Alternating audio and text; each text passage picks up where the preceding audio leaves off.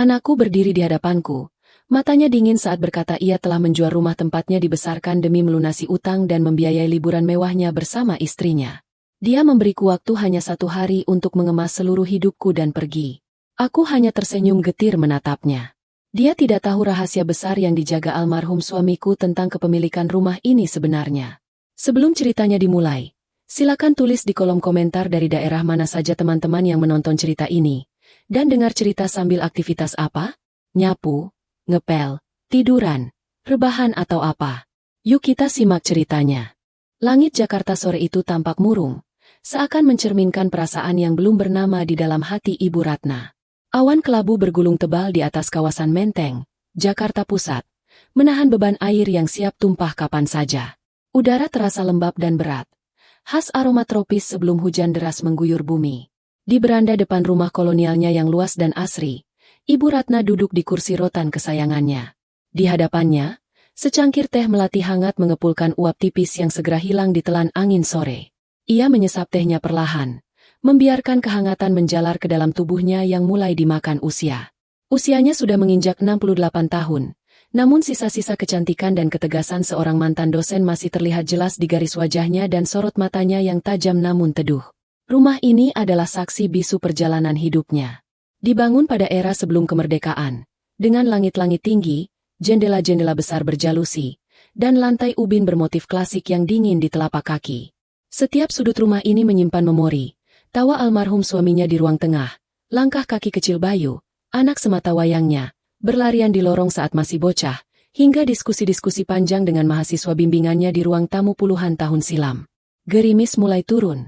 Satu-satu menghantam dedaunan pohon mangga besar di halaman depan, menciptakan irama alam yang menenangkan. Aroma tanah kering yang tersiram air hujan menguar kuat, aroma yang selalu disukai Ibu Ratna. Petrikor.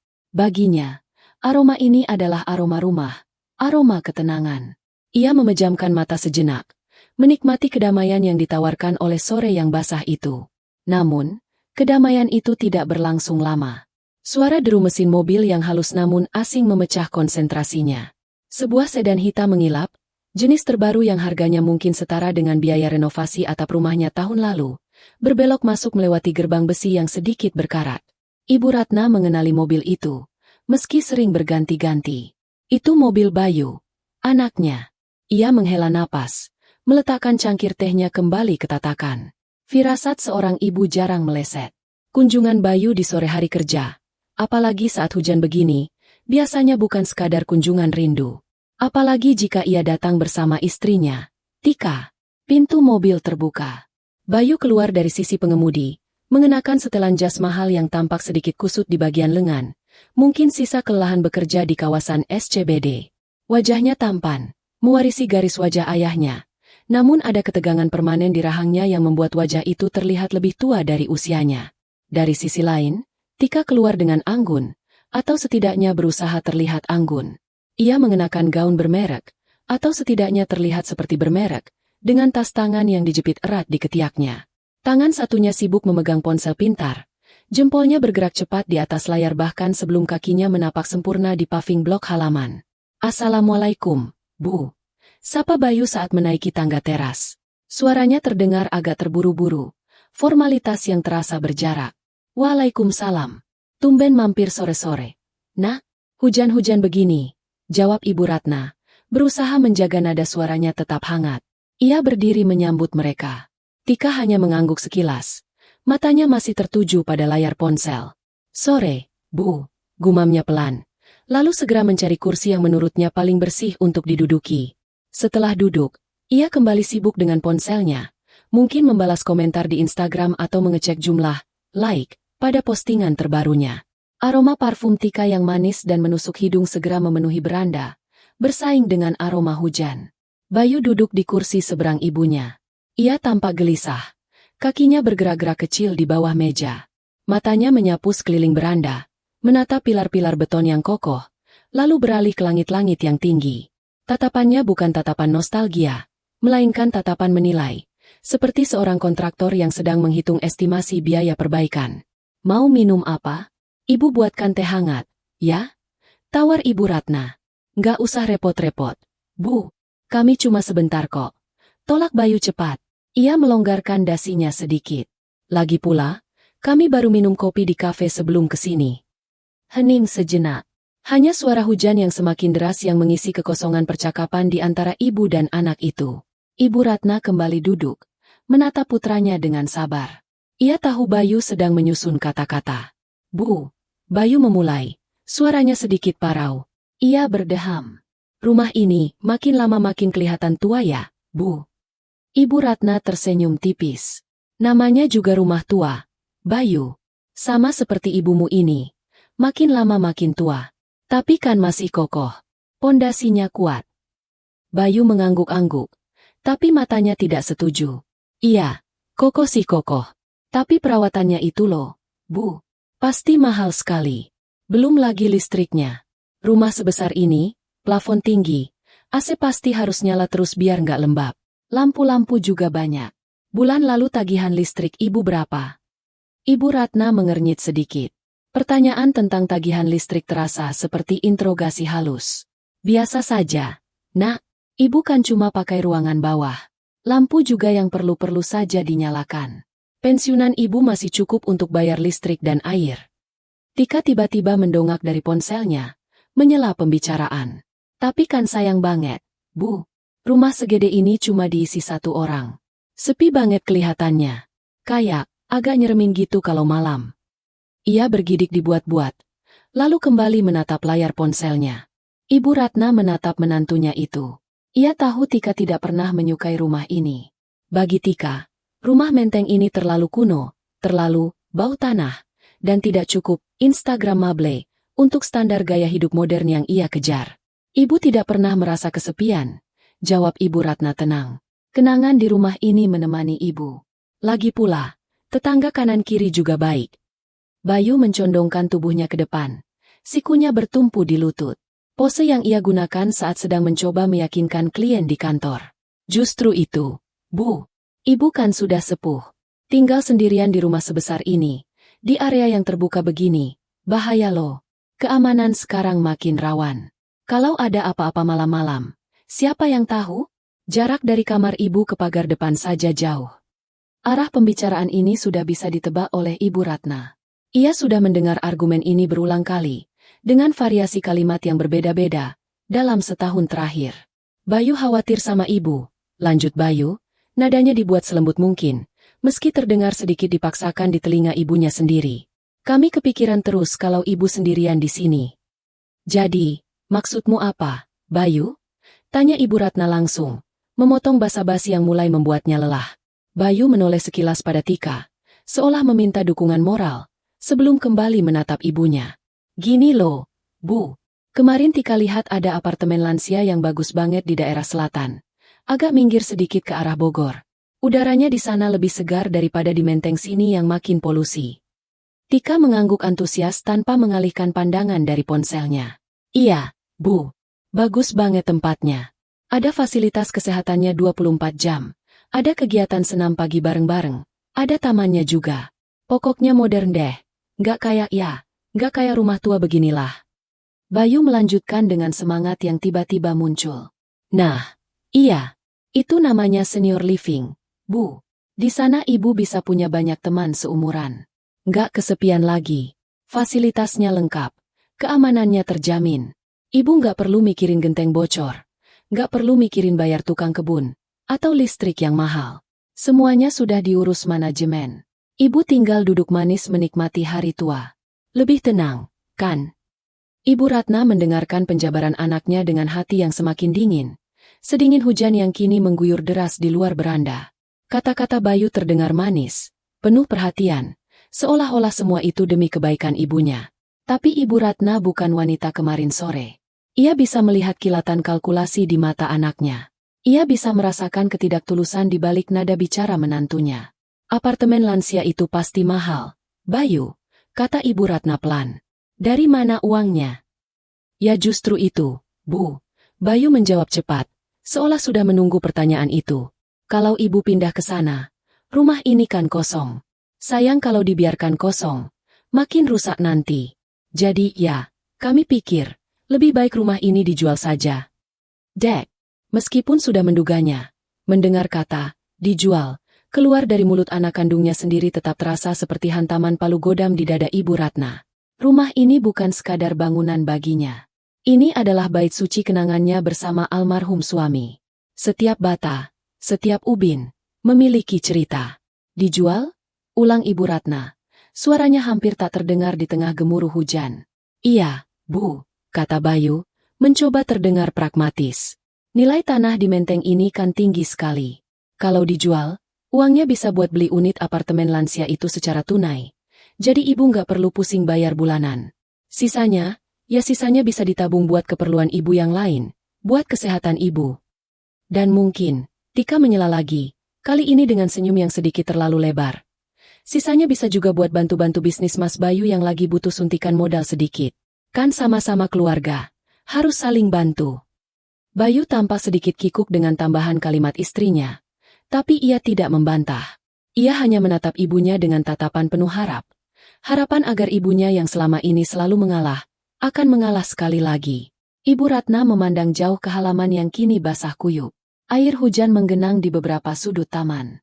Ia teringat bagaimana suaminya dulu dengan bangga menanam pohon mangga itu saat Bayu lahir. Rumah ini peninggalan bapakmu, Bayu, kata Ibu Ratna akhirnya. Matanya kembali menatap tajam ke arah anaknya. Bapakmu berpesan agar rumah ini dijaga. Ini bukan sekadar aset yang bisa diuangkan kapan saja kamu butuh. Bayu menghela napas panjang, menunjukkan rasa frustrasi yang mulai tidak bisa ia sembunyikan. Bu, Bapak kan sudah meninggal lama. Zaman sudah berubah. Kita harus realistis. Mempertahankan rumah sebesar ini cuma karena sentimental itu nggak logis. Bu, boros. Ibu harus mikirin masa depan juga. Masa depan ibu. Masa depan kami. Masa depan kalian atau gaya hidup kalian? Tembak Ibu Ratna. Pertanyaan itu keluar begitu saja, didorong oleh rasa kecewa yang menumpuk. Wajah Bayu memerah. Tika berhenti main ponsel dan menatap mertuanya dengan pandangan tersinggung. Maksud ibu apa ngomong begitu? Tanya Bayu dengan nada yang mulai meninggi. Aku kerja keras siang malam, Bu. Tapi bisnis sekarang lagi susah. Persaingan ketat. Ibu nggak ngerti dunia bisnis di luar sana. Ibu memang tidak mengerti bisnis modernmu itu, Bayu, kata Ibu Ratna. Nadanya tetap tenang namun tegas. Tapi ibu mengerti bedanya kebutuhan dan keinginan. Ibu melihat gaya hidup kalian. Mobil baru tiap 2 tahun, liburan ke luar negeri, barang-barang bermerek. Apakah itu semua kebutuhan? Sementara kamu datang ke sini, meminta ibu menjual satu-satunya tempat ibu bernaung, dengan alasan demi kebaikan ibu. Suasana di beranda menjadi sangat tidak nyaman. Hujan di luar seolah mendukung ketegangan di antara mereka. Bayu terdiam. Rahangnya mengeras. Ia tidak menyangka ibunya akan melawan setegas ini. Biasanya, Ibu Ratna selalu menghindari konflik. Sudahlah, Mas, kata Tika sambil berdiri, memasukkan ponselnya ke dalam tas dengan gerakan kasar. Kayaknya ibu lagi nggak mood ngomongin hal serius. Percuma kita jelasin juga kalau ibu udah a priori duluan sama kita. Kita pulang aja. Udah mau gelap juga. Bayu ikut berdiri, menatap ibunya dengan pandangan kecewa yang dibuat-buat. Ya sudah kalau ibu berkeras begitu. Aku cuma mau yang terbaik buat ibu. Terserah ibu saja kalau mau terus-terusan hidup di masa lalu di rumah tua ini. Tanpa menunggu jawaban, Bayu berbalik dan berjalan menuju mobilnya. Diikuti Tika yang berjalan dengan bunyi hak sepatu yang keras di lantai teras. Mereka masuk ke dalam mobil tanpa menoleh lagi. Mesin mobil menderu, dan sedan mewah itu pun melaju keluar dari halaman, meninggalkan Ibu Ratna sendirian lagi di beranda. Ibu Ratna menatap kepergian anaknya sampai lampu belakang mobil itu hilang di balik pagar. Hujan masih turun dengan deras, seolah langit ikut menangis bersamanya. Ia kembali mengangkat cangkir tehnya yang kini sudah dingin. Ia meneguknya perlahan, merasakan rasa pahit yang tertinggal di lidahnya. Sore itu, di tengah gemuruh hujan Jakarta, Ibu Ratna menyadari bahwa pertempuran untuk mempertahankan rumah dan harga dirinya baru saja dimulai. Dan musuhnya bukanlah orang asing, melainkan darah dagingnya sendiri. Berbeda dengan sore sebelumnya yang basah dan kelabu, pagi ini Jakarta terbangun dengan wajah yang garang. Matahari bersinar terik sejak pukul 8 pagi, memanggang aspal dan beton kota metropolitan itu tanpa ampun. Tidak ada angin yang berhembus, membuat udara terasa diam, panas, dan menyesakan. Daun-daun pohon mangga di halaman rumah Ibu Ratna tampak layu, seolah kelelahan menghadapi panas yang menyengat setelah semalaman diguyur hujan. Ibu Ratna sedang menyiram tanaman pot di teras samping ketika ia mendengar suara pagar dibuka dengan kasar. Bukan digeser pelan seperti biasa, tapi didorong kuat hingga menimbulkan bunyi berderit yang nyaring. Ia menghentikan kegiatannya, meletakkan gembor penyiram tanaman, dan berjalan ke halaman depan. Jantungnya berdegup sedikit lebih kencang. Sebuah respons otomatis terhadap firasat buruk yang tiba-tiba muncul. Di sana berdiri Bayu. Kali ini ia datang sendirian. Tidak ada Tika yang sibuk dengan ponselnya. Tidak ada mobil sedan mewah yang kemarin. Bayu datang menggunakan taksi online yang baru saja melaju pergi. Penampilan Bayu pagi itu sangat berbeda dari kemarin sore. Tidak ada setelan jas rapi.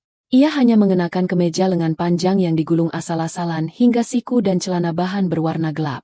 Wajahnya tampak kusut, matanya merah seperti kurang tidur, dan ada aura dingin yang memancar darinya. Kontras dengan panas terik matahari pagi itu. Ia tidak berjalan menuju teras tempat ibunya berdiri, melainkan berhenti di tengah halaman, di atas rumput yang mulai menguning. "Bayu, kok naik taksi? Mobilmu mana?" tanya Ibu Ratna, mencoba memulai percakapan dengan normal meskipun hatinya mulai was-was. Bayu tidak menjawab pertanyaan itu. Ia menatap ibunya dengan pandangan yang sulit diartikan, campuran antara kemarahan, keputusasaan, dan mungkin sedikit rasa malu yang coba ia tutupi dengan sikap keras. Ia tidak mengucapkan salam. Tidak ada basa-basi. "Bu, aku nggak punya banyak waktu," kata Bayu. Suaranya datar dan keras, memotong jarak di antara mereka. "Kita harus bicara serius. Sekarang." Ibu Ratna merasakan lututnya sedikit lemas. Ia mengangguk pelan. "Ya, bicara di teras saja, Nak. Panas di situ." "Di sini saja," tolak Bayu. Ia seperti enggan menginjakan kakinya di teras rumah itu. Ia berdiri tegak, memasukkan kedua tangannya ke dalam saku celana. Sikap defensif yang sudah dikenali Ibu Ratna sejak Bayu masih remaja jika sedang dalam masalah. Bayu menarik napas dalam-dalam, lalu menghembuskannya kasar. Ia menatap lurus ke mata ibunya, seolah sedang mengumpulkan keberanian untuk menjatuhkan sebuah vonis. "Bu," katanya memulai. Setiap kata diucapkan dengan penekanan yang dingin. "Aku sudah jual rumah ini." Dunia Ibu Ratna serasa berhenti berputar. Suara bising lalu lintas di kejauhan. Suara burung gereja yang mencicit di atap. Semuanya lenyap. Hanya ada keheningan yang mendenging di telinganya. Ia menatap anaknya, mencoba mencerna kalimat yang baru saja didengarnya. Otaknya menolak untuk memahami. Apa maksudmu, Bayu?" bisik Ibu Ratna. Suaranya tercekat di tenggorokan. Tangannya secara refleks memegang tiang teras untuk menopang tubuhnya yang tiba-tiba terasa limbung. "Aku sudah jual rumah ini, Bu." "Sudah deal," ulang Bayu. Kali ini dengan nada yang lebih tidak sabar, seolah ia sedang menjelaskan hal sederhana kepada anak kecil yang bebal. Pembelinya sudah setuju dengan harganya, dan mereka sudah bayar uang muka pagi ini. Besar. Kaki Ibu Ratna benar-benar lemas sekarang. Ia terduduk di kursi teras terdekat. Napasnya menjadi pendek dan cepat. Sensasi dingin menjalar dari ujung kaki hingga ke kepalanya, meskipun matahari bersinar terik. Tapi ini rumah ibu, Bayu," kata Ibu Ratna dengan suara bergetar. Air mata mulai menggenang di pelupuk matanya, bukan karena sedih, tapi karena terkejut dan rasa tidak percaya yang luar biasa. "Bagaimana bisa kamu tanpa izin ibu sertifikatnya?" "Sertifikat itu gampang diurus, Bu. Aku kan anak tunggal ibu, ahli waris satu-satunya." Potong Bayu cepat, menghindari kontak mata saat membicarakan sertifikat. "Yang penting sekarang, rumah ini sudah laku." "Kenapa, Bayu? Kenapa kamu tega melakukan ini pada ibumu?" Ibu Ratna menatap anaknya dengan pandangan nanar.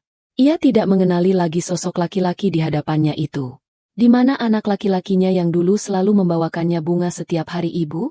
Bayu tampak tersinggung dengan pertanyaan itu. Ia melangkah maju sedikit. Wajahnya menunjukkan campuran antara amarah dan frustrasi. "Kenapa?" Ibu tanya kenapa? "Karena aku butuh uang itu, Bu. Aku terdesak."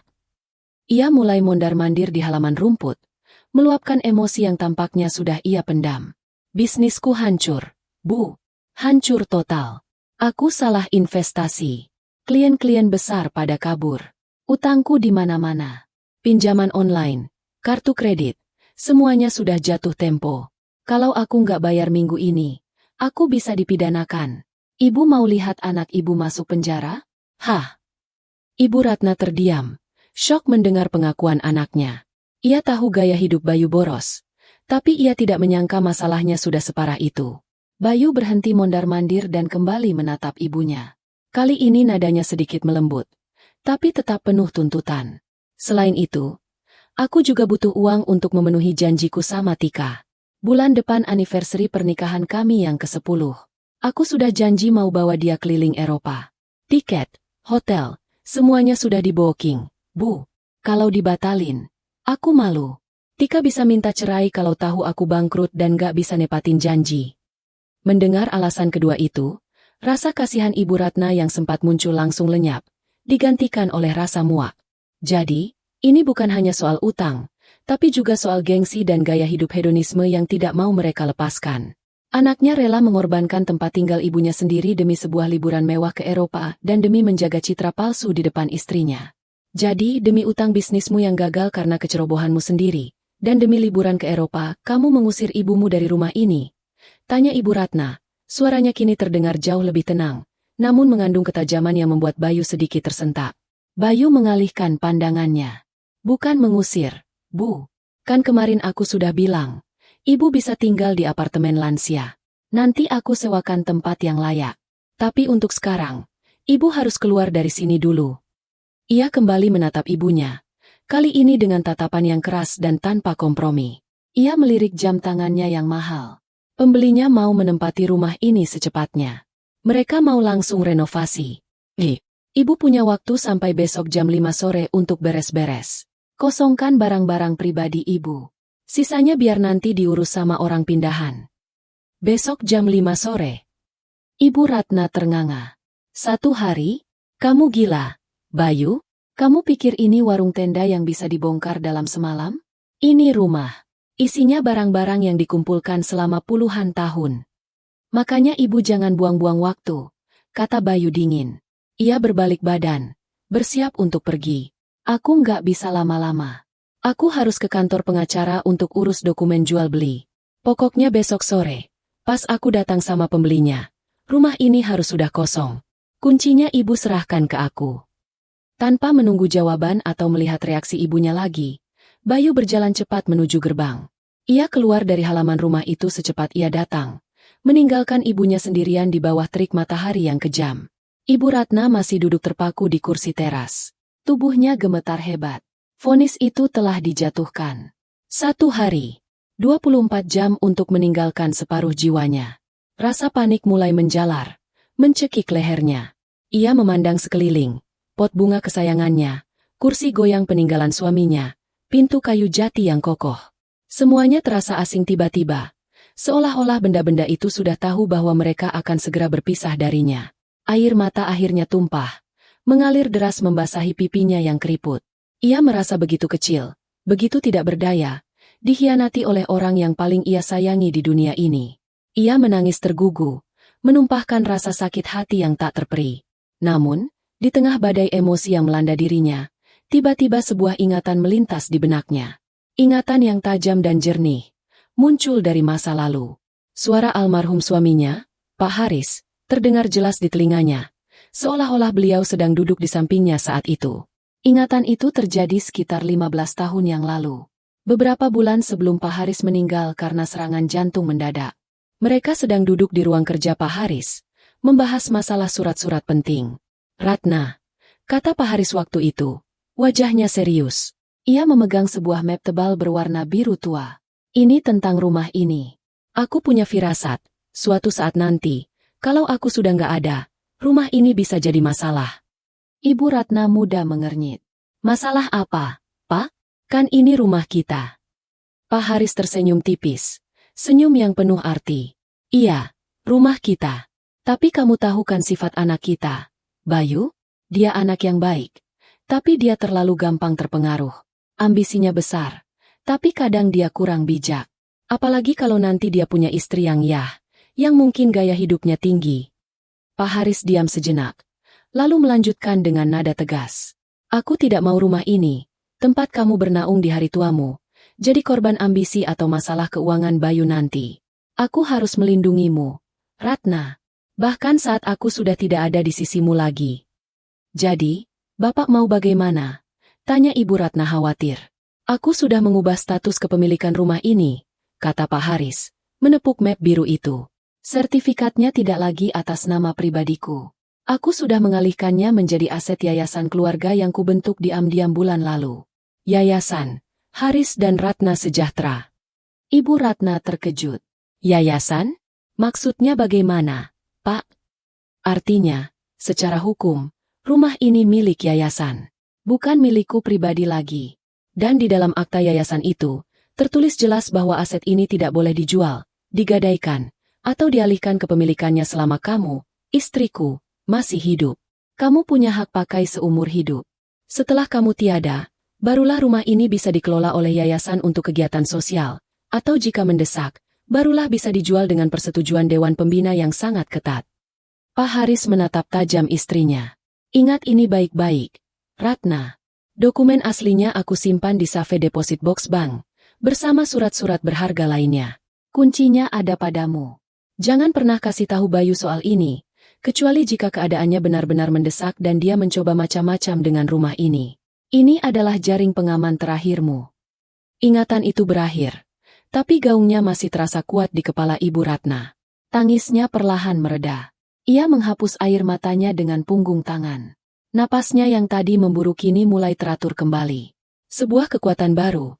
Kekuatan yang lahir dari keputusasaan dan ingatan akan cinta suaminya yang begitu visioner, mulai tumbuh di dalam hatinya. Bayu pikir dia memegang kendali. Bayu pikir dia bisa seenaknya menjual rumah ini karena merasa sebagai ahli waris tunggal. Dia salah besar. Ibu Ratna berdiri perlahan. Lututnya tidak lagi goyah. Panas terik matahari tidak lagi terasa menyengat, melainkan terasa seperti energi yang membakar semangatnya. Ia menatap gerbang tempat Bayu menghilang tadi dengan sorot mata yang baru. Sorot mata seorang ibu yang siap bertarung, bukan lagi untuk melindungi anaknya, tapi untuk memberi pelajaran berharga pada anaknya, dan untuk mempertahankan haknya sendiri. Besok jam 5 sore ya, Bayu? Gumam Ibu Ratna pada dirinya sendiri. Bibirnya membentuk senyum tipis yang penuh determinasi. Baiklah, Nak. Kita lihat saja siapa yang akan terkejut besok sore. Ia berbalik dan berjalan masuk ke dalam rumah. Langkahnya mantap dan penuh tujuan. Ia tidak akan menghabiskan sisa waktunya untuk menangis atau mengemas barang. Ia memiliki sesuatu yang jauh lebih penting untuk dilakukan. Ia harus menemukan kunci safe deposit box peninggalan suaminya. Dan ia harus segera menelepon seseorang. Seseorang yang bisa membantunya mengubah vonis satu hari ini menjadi sebuah serangan balik yang mematikan. Malam telah turun menyelimuti kawasan Menteng.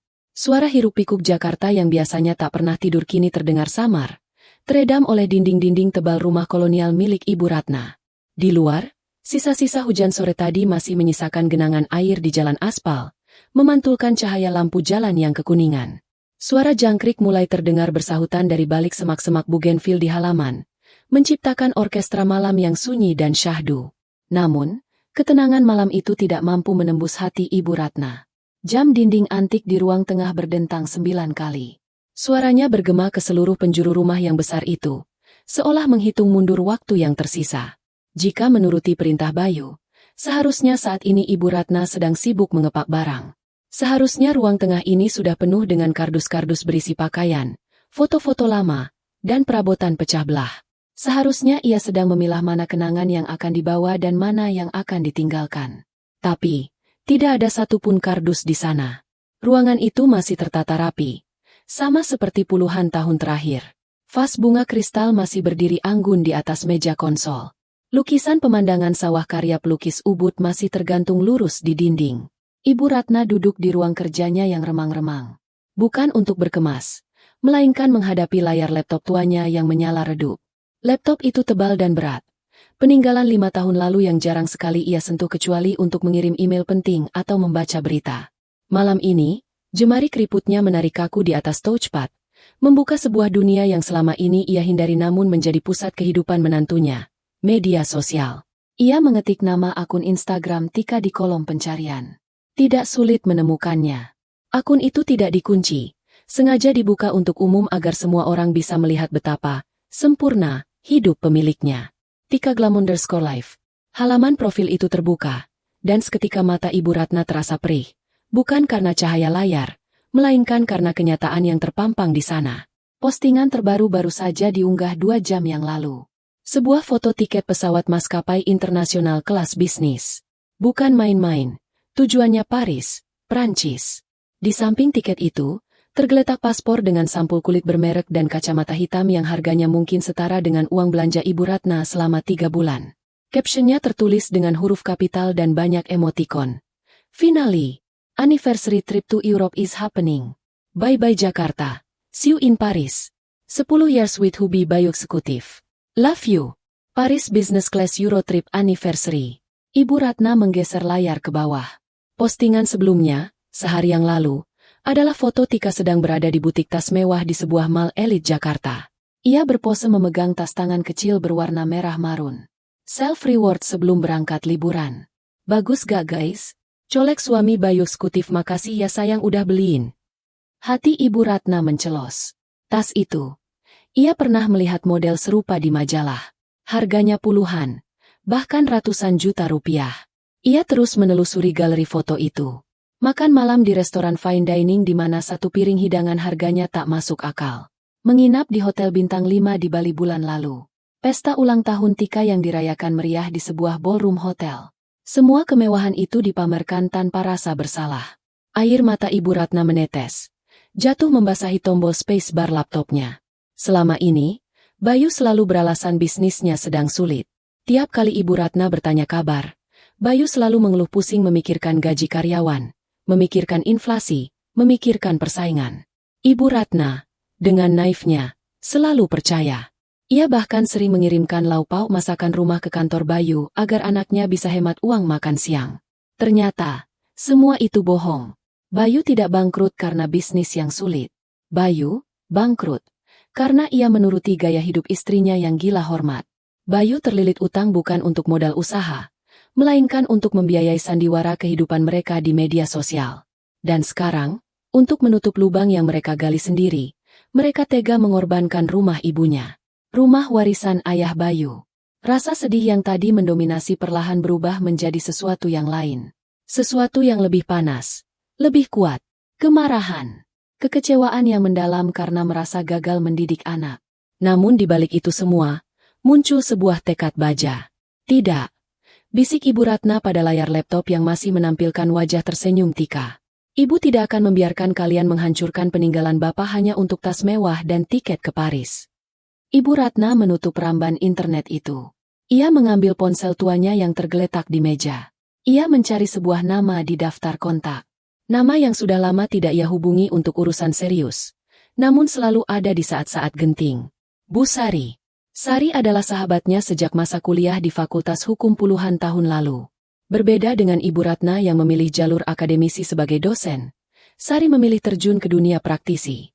Sekarang, Bu Sari adalah salah satu pengacara senior paling disegani di Jakarta. Orangnya keras, bicaranya ceplas-ceplos tanpa filter, tapi hatinya setia kawan luar biasa. Panggilan tersambung. Halo, Ratna. Suara serak basa khas Bu Sari terdengar di ujung sana. Tumben nelpon malam-malam. Ada apa? Kamu sakit? Ibu Ratna menarik napas panjang, berusaha menahan getar dalam suaranya. Sari, aku butuh bantuanmu. Ini soal Bayu. Bayu? Kenapa lagi anak manja itu? Nada suara Sari langsung berubah waspada. Sari memang tidak pernah terlalu suka dengan Bayu. Apalagi sejak Bayu menikah dengan Tika. Dia menjual rumah menteng, Sar, tanpa sepengetahuanku. Hening sejenak di ujung telepon. Lalu terdengar suara kursi digeser kasar dan suara korek api dinyalakan. Apa kamu bilang? Jual? Dia pikir itu rumah nenek moyang dia? Iya sih emang rumah bapaknya. Tapi kan kamu masih hidup, Ratna. Apa dia sudah gila? Dia bilang sudah terima uang muka. Besok jam 5 sore pembelinya mau datang. Aku disuruh angkat kaki. Sar. Dia bilang uangnya buat bayar utang dan liburan ke Eropa sama istrinya. Bangsat. Maki Bu Sari tanpa tedeng aling-aling. Anak durhaka. Kurang ajar betul. Kamu di mana sekarang? Kamu sudah kemas-kemas? Belum. Aku tidak akan kemas-kemas. Bagus. Jangan sentuh apapun. Perintah Sari tegas. Dengar, Ratna. Kamu ingat wasiat Haris kan? Berkas-berkas yayasan itu. Ingat, Sar. Kuncinya baru saja kutemukan tadi siang di laci rahasia lemari Bapak. Besok pagi rencananya aku mau ke bank ambil berkas aslinya di Safe Deposit Box. Cukup. Itu sudah cukup jadi peluru. Suara Sari terdengar berapi-api. Besok pagi-pagi sekali, aku jemput kamu. Kita ke bank sama-sama. Kita ambil sertifikat asli dan akta yayasan itu. Biar aku yang baca detail klausulnya. Setelah itu, kita tunggu anak manja itu di rumah. Aku takut ribut. Sar, malu sama tetangga. Ratna, dengar aku, potong Sari. Suaranya melembut tapi penuh penekanan. Ini bukan waktunya jaga image. Ini waktunya kamu kasih pelajaran buat anakmu. Kalau kamu diam saja, kamu bukan cuma kehilangan rumah, tapi kamu juga membiarkan anakmu jadi monster. Kamu mau Bayu terus-terusan jadi budak istrinya dan gaya hidupnya sampai tua? Kamu mau dia jadi penipu yang makan darah orang tuanya sendiri? Pertanyaan Sari menohok tepat di jantung masalahnya. Ibu Ratna terdiam. Air matanya menetes lagi, tapi kali ini ia mengusapnya dengan kasar. Kamu benar, Sar. Aku harus tegas. Nah, gitu dong. Itu baru Ratna yang aku kenal. Ratna yang dulu berani debat sama rektor. Sari tertawa kecil, tawa yang menular dan memberi kekuatan. Sekarang kamu tidur. Istirahat. Jangan begadang mikirin si Bayu. Simpan tenagamu buat besok. Besok kita bakal bikin pertunjukan yang gak akan dia lupa seumur hidup. Terima kasih, Sari. Sama-sama. Sampai ketemu besok pagi. Assalamualaikum. Waalaikumsalam. Sambungan terputus.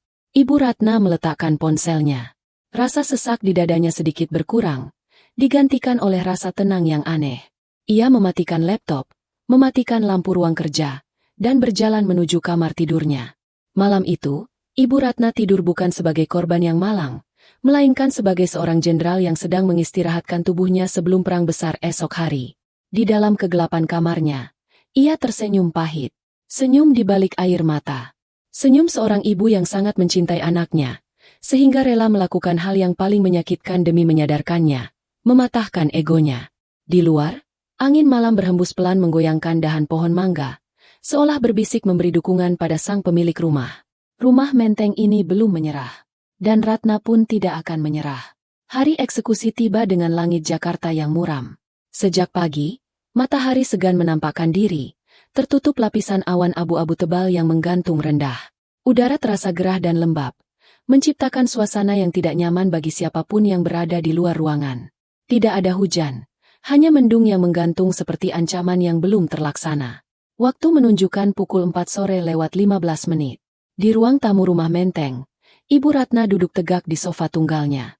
Ia mengenakan kebaya katun berwarna krem dipadu dengan kain batik sogan yang rapi. Rambutnya yang memutih digelung sederhana namun elegan. Wajahnya dipoles bedak tipis, menutupi sembab di matanya sisa tangis semalam. Ia tampak anggun, berwibawa, dan tenang. Sangat kontras dengan badai yang berkecamuk di dalam dadanya. Di sofa seberangnya, duduk Bu Sari. Sahabatnya itu tampil dengan gaya khasnya. Setelan blazer kerja berwarna biru dongker, kacamata berbingkai tebal yang tergantung di leher dengan rantai, dan rambut pendek yang disisir rapi. Di hadapan Bu Sari, di atas meja marmer, tergeletak sebuah map kulit berwarna hitam. Map itu tertutup rapat, namun isinya adalah senjata yang akan menentukan nasib rumah ini. Minum tehmu, Ratna, kata Bu Sari pelan, memecah keheningan yang mencekam. Tanganmu dingin sekali. Ibu Ratna tersenyum tipis, meraih cangkir teh di depannya. Tangannya memang sedikit gemetar. Aku tidak pernah membayangkan akan berhadapan dengan anak sendiri seperti ini, Sar. Anggap saja ini sidang skripsi, dan Bayu adalah mahasiswa bebal yang harus kau luluskan dengan nilai kejujuran. Jawab Sari santai sambil menyalakan rokok mentolnya, kebiasaan lama yang tak bisa ia hilangkan. Asap tipis mengepul, berbaur dengan aroma teh melati. Tepat pukul 4:30, suara gemuruh mesin diesel yang kasar terdengar dari depan rumah. Bunyi rem angin yang mendesis tajam diikuti suara klakson pendek. Ibu Ratna meletakkan cangkirnya. Mereka datang. Biar aku yang keluar duluan, kata Bu Sari. Ia mematikan rokoknya di asbak, lalu berdiri sambil merapikan blazernya. Kamu tetap di sini dulu sampai aku panggil. Biar mereka tahu siapa yang mereka hadapi. Ibu Ratna mengangguk. Di halaman depan, sebuah truk box berwarna kuning dengan tulisan, jasa pindahan cepat, di sampingnya sedang berusaha parkir mundur, memblokir sebagian besar pintu gerbang. Asap knalpot hitam menyembur, membuat bunga-bunga di pagar layu seketika. Dua orang kuli panggul bertubuh kekar dengan kaos singlet yang basah oleh keringat melompat turun dari truk. Mereka tampak tidak sabaran. Salah satunya, yang memakai topi terbalik, berjalan menuju pagar dan mulai membukanya lebar-lebar tanpa permisi. "Weh, Pak, mau ngapain main buka pagar orang sembarangan?" Suara lantang Bu Sari menggelegar dari teras. Ia berdiri di puncak tangga, satu tangan di pinggang, satu tangan memegang map hitam. Posturnya tidak tinggi, tapi auranya membuat kuli itu berhenti bergerak. "Mau angkut barang, Bu?" jawab kuli itu bingung. "Disuruh Pak Bayu. Katanya jam 5 harus kosong." "Siapa itu Pak Bayu?" tanya Bu Sari pura-pura tidak tahu. Nadanya meremehkan. "Saya kuasa hukum pemilik rumah ini. Pemilik rumah tidak pernah memesan jasa angkut barang. Bubar kalian." Kuli itu garuk-garuk kepala yang tidak gatal. "Loh, gimana sih? Kita udah dibayar, Bu. Katanya yang punya rumah udah setuju." Saat perdebatan itu terjadi, sebuah sedan hitam melaju kencang dan berhenti mendadak di belakang truk. Bayu keluar dengan wajah merah padam. Ia mengenakan kemeja yang sama dengan kemarin, tapi kali ini kancing atasnya terbuka, menampilkan kesan berantakan. Ia berjalan setengah berlari menghampiri pagar. "Ada apa ini? Kenapa belum mulai angkut?" teriak Bayu pada para kuli. "Ini, Pak, dilarang sama ibu ini," kata kuli itu sambil menunjuk Bu Sari. Bayu menoleh ke teras dan matanya membelalak saat melihat siapa yang berdiri di sana. "Tante Sari." Bu Sari tersenyum miring, senyum yang membuat nyali lawan di ruang sidang biasanya ciut. "Halo, Bayu. Apa kabar? Lama tidak jumpa. Terakhir kali Tante lihat kamu masih ngompol di celana waktu SD." Wajah Bayu berubah dari kaget menjadi kesal. "Tante Sari ngapain di sini? Ini urusan keluarga. Tante jangan ikut campur." "Urusan hukum bukan urusan keluarga, Nak," jawab Bu Sari dingin. Ia menuruni anak tangga perlahan. Langkahnya mantap menghampiri Bayu di dekat pagar. Bayu mencoba mengabaikan Bu Sari dan berteriak pada ibunya yang kini muncul di ambang pintu. "Bu, kenapa ibu malah panggil Tante Sari? Kan aku bilang beres-beres. Pembelinya sebentar lagi datang. Ibu mau malu-maluin aku." Tetangga-tetangga mulai keluar rumah. Bu RT yang sedang menyapu halaman seberang berhenti dan menonton. Pak Haji yang baru pulang dari masjid berhenti di depan pagar. Drama di rumah Ibu Ratna menjadi tontonan sore yang menarik perhatian satu RT. "Yang malu-maluin itu kamu, Bayu," bentak Bu Sari. Suaranya sengaja dikeraskan agar tetangga dengar. "Datang-datang bawa truk, mengusir ibumu sendiri yang sudah tua. Demi apa? Demi bayar utang judimu? Atau utang gaya hidup istrimu? Jaga mulut Tante." Bayu menunjuk wajah Bu Sari. "Rumah ini sudah saya jual. Saya ahli waris tunggal. Hak saya mau apakan rumah ini?" "Ahli waris?" Bu Sari tertawa keras. Tawa yang mengejek. Ia mengangkat map hitam di tangannya tinggi-tinggi. "Kau pikir bapakmu sebodoh itu, Bayu? Kau pikir almarhum Pak Haris tidak tahu kalau anaknya bakal jadi durhaka seperti ini?" Bayu terdiam. Matanya menatap map itu dengan curiga. "Itu apa?" Bu Sari membuka map itu dan mengeluarkan selembar dokumen tebal dengan kop Garuda emas. "Baca ini. Ini salinan akta yayasan keluarga, Haris dan Ratna Sejahtera. Dan ini," ia mengeluarkan dokumen lain, "adalah sertifikat asli tanah dan bangunan ini." Bayu mencoba merebutnya, tapi Bu Sari dengan sigap menariknya kembali. "Eits, jangan main kasar. Baca dari jauh saja," kata Bu Sari sinis. "Di sini tertulis jelas. Pemilik sah tanah dan bangunan ini adalah yayasan. Bukan Haris, bukan Ratna, dan jelas bukan Bayu. Ibumu, Ibu Ratna, hanya memiliki hak pakai seumur hidup. Artinya, dia tidak bisa menjual, dan kau sama sekali tidak punya hak apa-apa atas ubin yang kau injak itu." Wajah Bayu pucat pasi seketika. Keringat dingin mengucur di pelipisnya. Nggak mungkin. Bapak nggak mungkin bikin begitu. Aku anak satu-satunya." "Justru karena kau anak satu-satunya yang berpotensi menghabiskan harta, bapakmu melakukan ini," sembur Bu Sari. Jadi, transaksi jual belimu itu ilegal. Bodong. Kalau kau terima uang muka, itu urusanmu. Kembalikan uangnya atau kau yang masuk penjara karena penipuan. Menjual aset yang bukan milikmu. Para kuli panggul saling pandang. Sang sopir truk turun dan mendekat. Pak, gimana ini? Jadi angkut nggak? Kalau sengketa begini kita nggak berani. Pak, bisa kena pasal kita. Tunggu dulu. Ini pasti salah. Bayu panik. Ia menatap ibunya yang masih berdiri diam di teras. Bu, bilang sama mereka ini bohong. Ibu pasti skongkol sama Tante Sarikan buat malsuin dokumen. Ibu Ratna akhirnya berjalan turun. Langkahnya pelan namun pasti. Ia berhenti tepat di hadapan Bayu. Hanya berjarak 1 langkah. Ia menatap mata anaknya dalam-dalam. Tidak ada kemarahan di mata itu. Hanya rasa kasihan yang mendalam. Dokumen itu asli, Bayu. Kata Ibu Ratna lembut namun tegas. Suaranya bergetar sedikit. Bapakmu yang membuatnya 15 tahun lalu. Bapakmu tahu hari ini akan datang. Hari di mana kamu lebih mencintai uang daripada ibumu sendiri. Tapi, Bu, aku sudah terima DP-nya 500 juta. Suara Bayu mencicit. Hilang sudah kegarangan yang tadi ia tunjukkan. Kalau batal, aku harus balikin 2 kali lipat. Aku nggak punya uang. Itu bukan urusan ibu. Potong Ibu Ratna. Hatinya sakit mengucapkan itu. Tapi ia tahu ia harus melakukannya. Itu urusanmu dengan keserakahanmu. Jual mobilmu, jual tas-tas istrimu, batalkan tiket ke Parismu. Lunasi utangmu dengan caramu sendiri. Jangan korbankan rumah ini. Bu. Bayu mencoba meraih tangan ibunya. Ibu Ratna mundur selangkah, menolak sentuhan itu. Pergilah, Bayu. Bawa truk ini pergi. Jangan injakan kakimu di sini sampai kau sadar dan bisa menghargai orang tuamu lagi.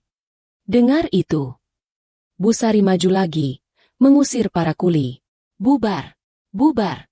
Nggak ada pindahan hari ini. Siapa yang berani masuk pagar? Saya laporkan ke polisi atas tuduhan perbuatan tidak menyenangkan dan penyerobotan lahan. Para kuli yang tidak mau ambil risiko segera naik ke truk. Mesin truk menderu, dan kendaraan besar itu mundur teratur. Meninggalkan kepulan asap. Bayu berdiri sendirian di halaman. Dikelilingi tatapan menghakimi dari tetangga-tetangga yang kini berbisik-bisik terang-terangan. Ih, tega banget ya si Bayu. Ganteng-ganteng durhaka. Kasihan Bu Ratna. Harga diri Bayu hancur berkeping-keping. Ia menatap ibunya sekali lagi dengan tatapan penuh dendam, bukan penyesalan. Ego laki-lakinya terluka parah. Ibu bakal nyesel lakuin ini ke aku, desis Bayu. Awas saja. Ia berbalik, masuk ke mobil sedannya, membanting pintu dengan keras, dan tancap gas meninggalkan rumah itu. Bannya berdecit di aspal, meninggalkan jejak hitam. Setelah mobil Bayu menghilang, kekuatan Ibu Ratna seolah ikut tersedot habis. Kakinya goyah. Bu Sari dengan sigap menangkap tubuh sahabatnya sebelum ambruk. Sudah, Ratna. Sudah. Bisik Bu Sari sambil memeluk Ibu Ratna yang mulai terisak pelan. Kamu hebat. Kamu kuat. Kamu sudah melakukan hal yang benar. Di halaman yang kini kembali sepi, di bawah langit Jakarta yang mendung, Ibu Ratna menangis di pelukan sahabatnya. Ia berhasil mempertahankan rumahnya, tapi ia merasa baru saja kehilangan anaknya. Namun, jauh di lubuk hatinya, ia tahu ini adalah satu-satunya cara untuk menyelamatkan Bayu dari dirinya sendiri, meski rasanya sakit seperti diiris sembilu.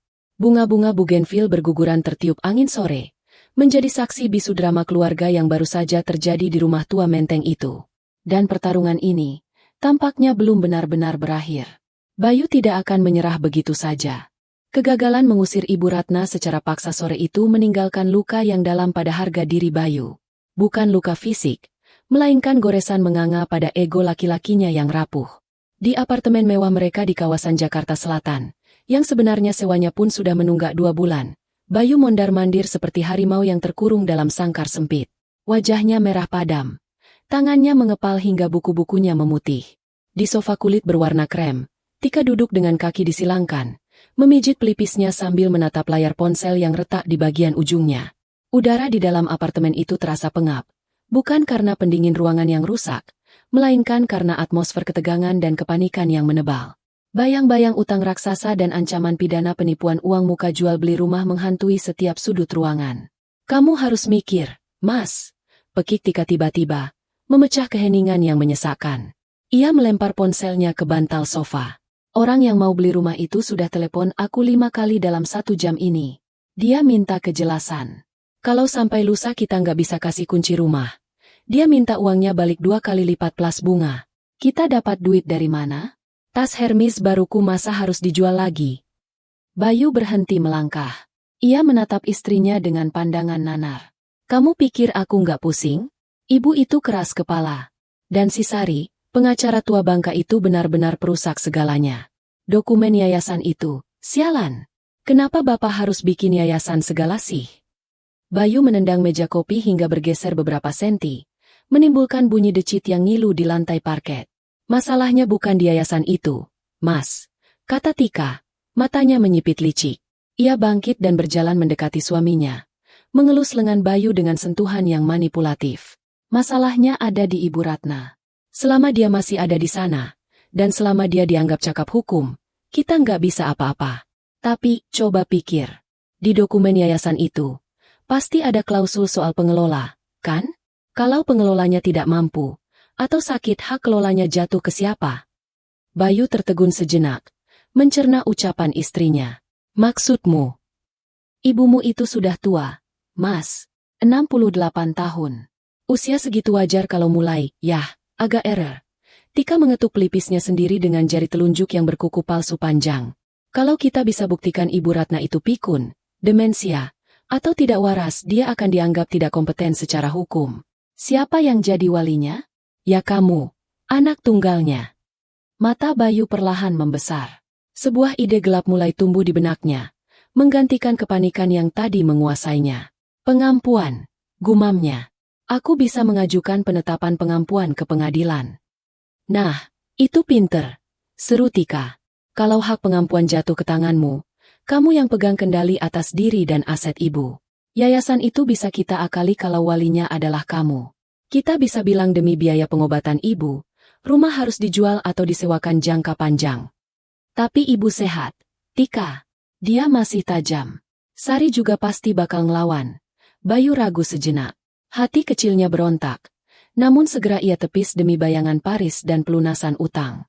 Siapa yang tahu dia sehat kalau semua orang bilang dia sakit? Tika tersenyum miring. Senyum yang dingin dan penuh perhitungan. Kita bikin dia terlihat sakit. Kita bangun opini publik. Kita punya senjata paling ampuh di zaman sekarang. Mas, grup WhatsApp dan mulut tetangga. Malam itu juga, operasi busuk itu dimulai. Tika, dengan jemarinya yang lincah, mulai mengetik pesan panjang di grup WhatsApp keluarga besar, Bani Haris. Grup yang berisi paman, bibi, dan sepupu-sepupu jauh Bayu yang jarang bertemu tapi hobi bergunjing. Assalamualaikum Om dan Tante semua. Mohon doanya ya untuk Ibu Ratna. Jujur, Bayu dan Tika sedih banget lihat kondisi ibu belakangan ini. Ibu makin sering lupa ingatan, suka ngomong sendiri, dan emosinya nggak stabil. Kemarin ibu ngamuk-ngamuk pas kami datang bawain makanan, sampai ngusir-ngusir tetangga. Dokter bilang ini gejala awal demensia berat. Sedih banget lihat ibu yang dulu dosen hebat sekarang jadi begini. Wajah menangis kencang, wajah menangis kencang, wajah menangis kencang. Pesan itu terkirim. Dalam hitungan menit, balasan berdatangan. Simpati palsu, emotikon menangis, dan doa-doa instan membanjiri layar. Gosip menyebar lebih cepat dari api yang membakar ilalang kering. Tanpa mengecek kebenaran, keluarga besar yang tinggal di luar kota langsung menelan mentah-mentah cerita itu. Citra Ibu Ratna sebagai wanita tua yang bijaksana mulai digerogoti. Tidak berhenti di situ, keesokan harinya, Tika sengaja datang ke lingkungan Menteng saat jam belanja sayur, waktu di mana ibu-ibu komplek berkumpul. Dengan wajah sedih yang dibuat-buat, ia bercerita pada Bu RT bahwa ia menemukan kompor menyala di rumah Ibu Ratna sementara ibunya sedang tidur. Bahaya banget loh, Bu RT. Bisik Tika dramatis sambil memilih tomat. Saya takut ibu bakar satu komplek kalau lagi kumat. Makanya Mas Bayu mau ambil alih urus rumah, biar ibu aman. Tapi ibu malah ngamuk karena penyakitnya itu.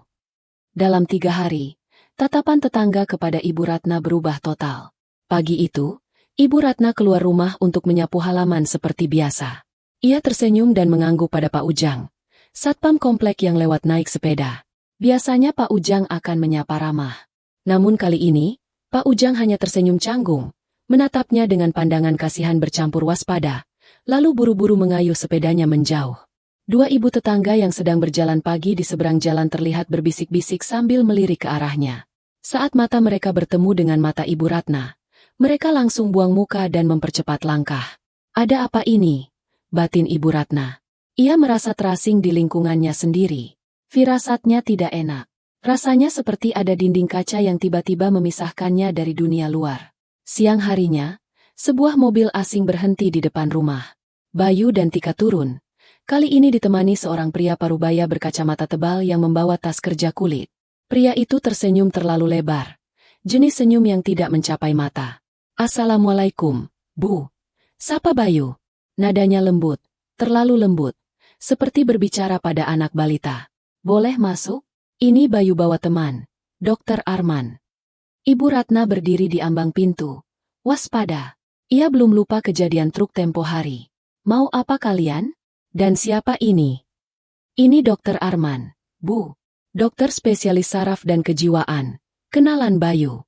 Bayu cuma mau Dr. Arman cek tensi ibu aja. Kan ibu akhir-akhir ini sering pusing dan marah-marah. Kata Bayu sambil memberi kode mata pada Tika. Ibu tidak pusing dan ibu tidak butuh dokter. Tolak Ibu Ratna tegas. Tuh kan, Mas. Ibu mulai denial lagi. Celetuk Tika pelan. Tapi cukup keras untuk didengar Dr. Arman. Biasanya kalau orang yang mulai pikun memang merasa dirinya paling sehat. Dok.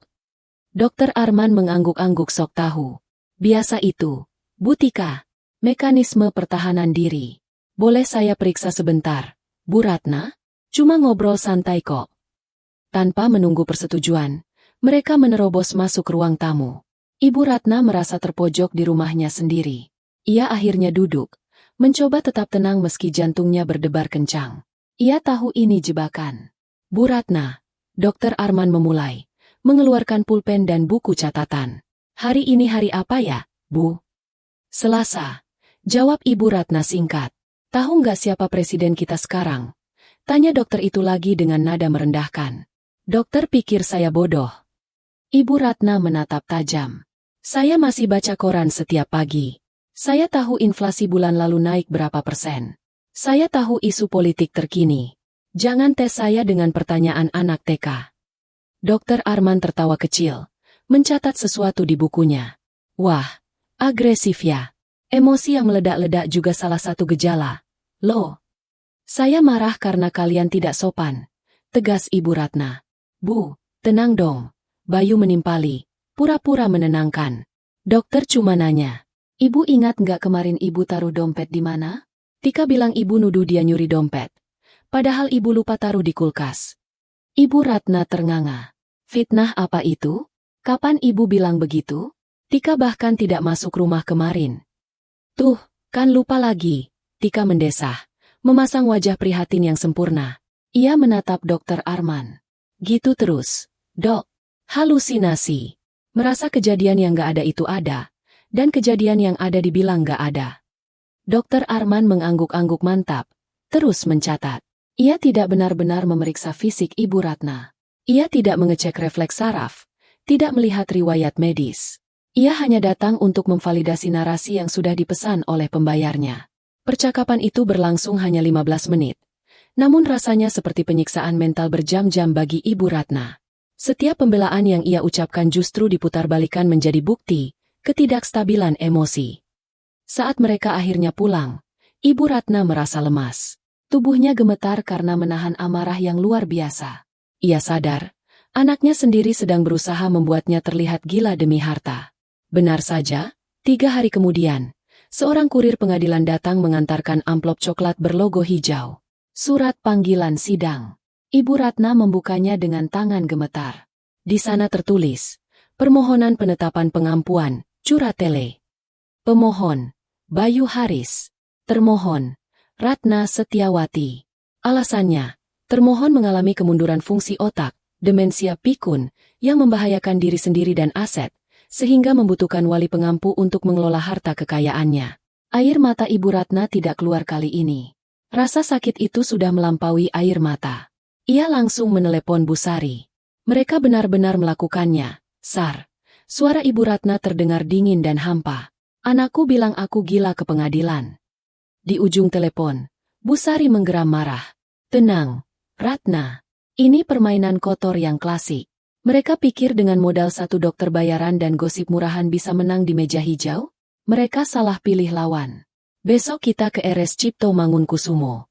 Kita cari dokter ahli geriatri dan psikiater forensik yang paling jujur di negeri ini. Kita adu data medis, bukan adu gosip. Sore itu, di bawah langit menteng yang mulai jingga, Ibu Ratna menatap bugenvil di halamannya. Bunga itu tetap mekar meski diterpa panas dan hujan. Ia berjanji pada dirinya sendiri, ia akan seperti bugenvil itu. Ia tidak akan layu oleh fitnah, tidak akan mati oleh pengkhianatan. Ia akan berdiri tegak di pengadilan dan membuktikan bahwa akal sehatnya jauh lebih waras daripada keserakahan anaknya. Ruang sidang Pengadilan Agama Jakarta Pusat terasa dingin dan steril. Dinding-dindingnya dicat putih kusam, dengan lambang Garuda Pancasila yang menggantung tinggi di atas kursi majelis hakim, menatap bisu drama manusia yang tersaji di bawahnya. Udara berbau pembersih lantai dan kertas-kertas tua. Suara langkah kaki yang bergema di lorong luar sesekali menyusup masuk, menambah ketegangan yang sudah memuncak di dalam ruangan. Hari ini adalah hari pembuktian. Bayu duduk di kursi pemohon, didampingi oleh seorang pengacara muda yang terlihat lebih sering melihat jam tangannya daripada membaca berkas. Bayu mengenakan kemeja batik lengan panjang yang rapi, rambutnya disisir klimis. Ia memasang wajah sendu, wajah seorang anak yang terpaksa melakukan hal berat demi kebaikan orang tuanya. Di bangku pengunjung baris belakang, Tika duduk dengan pakaian serba hitam, kepalanya tertunduk, sesekali menyeka ujung matanya dengan tisu, sebuah akting yang layak mendapat piala. Di sisi lain, di kursi termohon, duduk Ibu Ratna. Ia didampingi oleh Bu Sari yang tampak garang dengan jubah pengacaranya. Ibu Ratna mengenakan baju kurung putih bersih dan kerudung warna pastel. Wajahnya tenang, punggungnya tegak. Tidak ada tanda-tanda kepikunan atau kegilaan di sana, hanya aura kewibawaan yang matang. Hakim Ketua, seorang pria paruh-baya dengan wajah tegas dan jenggot yang mulai memutih, mengetuk palu 3 kali. Sidang dibuka dan dinyatakan terbuka untuk umum. Proses persidangan berjalan alot. Pihak Bayu diberi kesempatan pertama untuk memaparkan argumennya. Yang mulia, kata pengacara Bayu dengan suara dibuat-buat dramatis. Klien kami, Saudara Bayu, mengajukan permohonan pengampuan ini semata-mata karena rasa cinta dan kekhawatiran yang mendalam kepada ibunda tercinta. Ibu Ratna sudah menunjukkan gejala penurunan kognitif yang parah. Beliau sering lupa, emosional, dan melakukan tindakan yang membahayakan, seperti membiarkan kompor menyala. Kami khawatir, aset yayasan yang diamanatkan almarhum ayah klien kami akan habis atau salah urus jika tetap dipegang oleh termohon. Bayu kemudian dipanggil untuk memberikan kesaksian. Ia maju ke kursi saksi, bersumpah di bawah kitab suci, lalu mulai menabur dusta. Ibu saya sudah berubah, Pak Hakim, kata Bayu dengan suara serak, matanya berkaca-kaca. Dulu beliau dosen yang cerdas, tapi sekarang beliau bahkan sering lupa nama saya. Beliau sering bicara sendiri di teras. Tetangga-tetangga juga tahu. Saya takut ibu ditipu orang jahat. Makanya saya mau ambil alih tanggung jawab ini. Bukan buat saya, tapi buat menjaga ibu. Hakim Ketua menatap Bayu tajam di balik kacamatanya. Saudara pemohon yakin ibunda saudara lupa nama saudara? Yakin, Pak Hakim. Sering sekali. Jawab Bayu mantap tanpa berkedip. Lalu dihadirkanlah Dr. Arman sebagai saksi ahli dari pihak pemohon. Dokter itu mempresentasikan hasil pemeriksaan. Kilatnya tempo hari dengan bahasa medis yang rumit untuk membingungkan hakim. Pasien menunjukkan tanda-tanda dementia senilis tahap lanjut dengan kecenderungan paranoid. Simpulnya, Ibu Ratna mendengarkan semua itu dengan hati yang teriris. Setiap kata bohong yang keluar dari mulut anaknya seperti paku yang ditancapkan ke peti mati hubungan mereka. Namun, tangan Bu Sari yang menggenggam erat tangannya di bawah meja memberinya kekuatan. Tunggu giliran kita, bisik tatapan mata Bu Sari. Baik, giliran termohon menyampaikan pembelaan dan bukti, kata Hakim Ketua. Bu Sari berdiri. Ia tidak langsung bicara.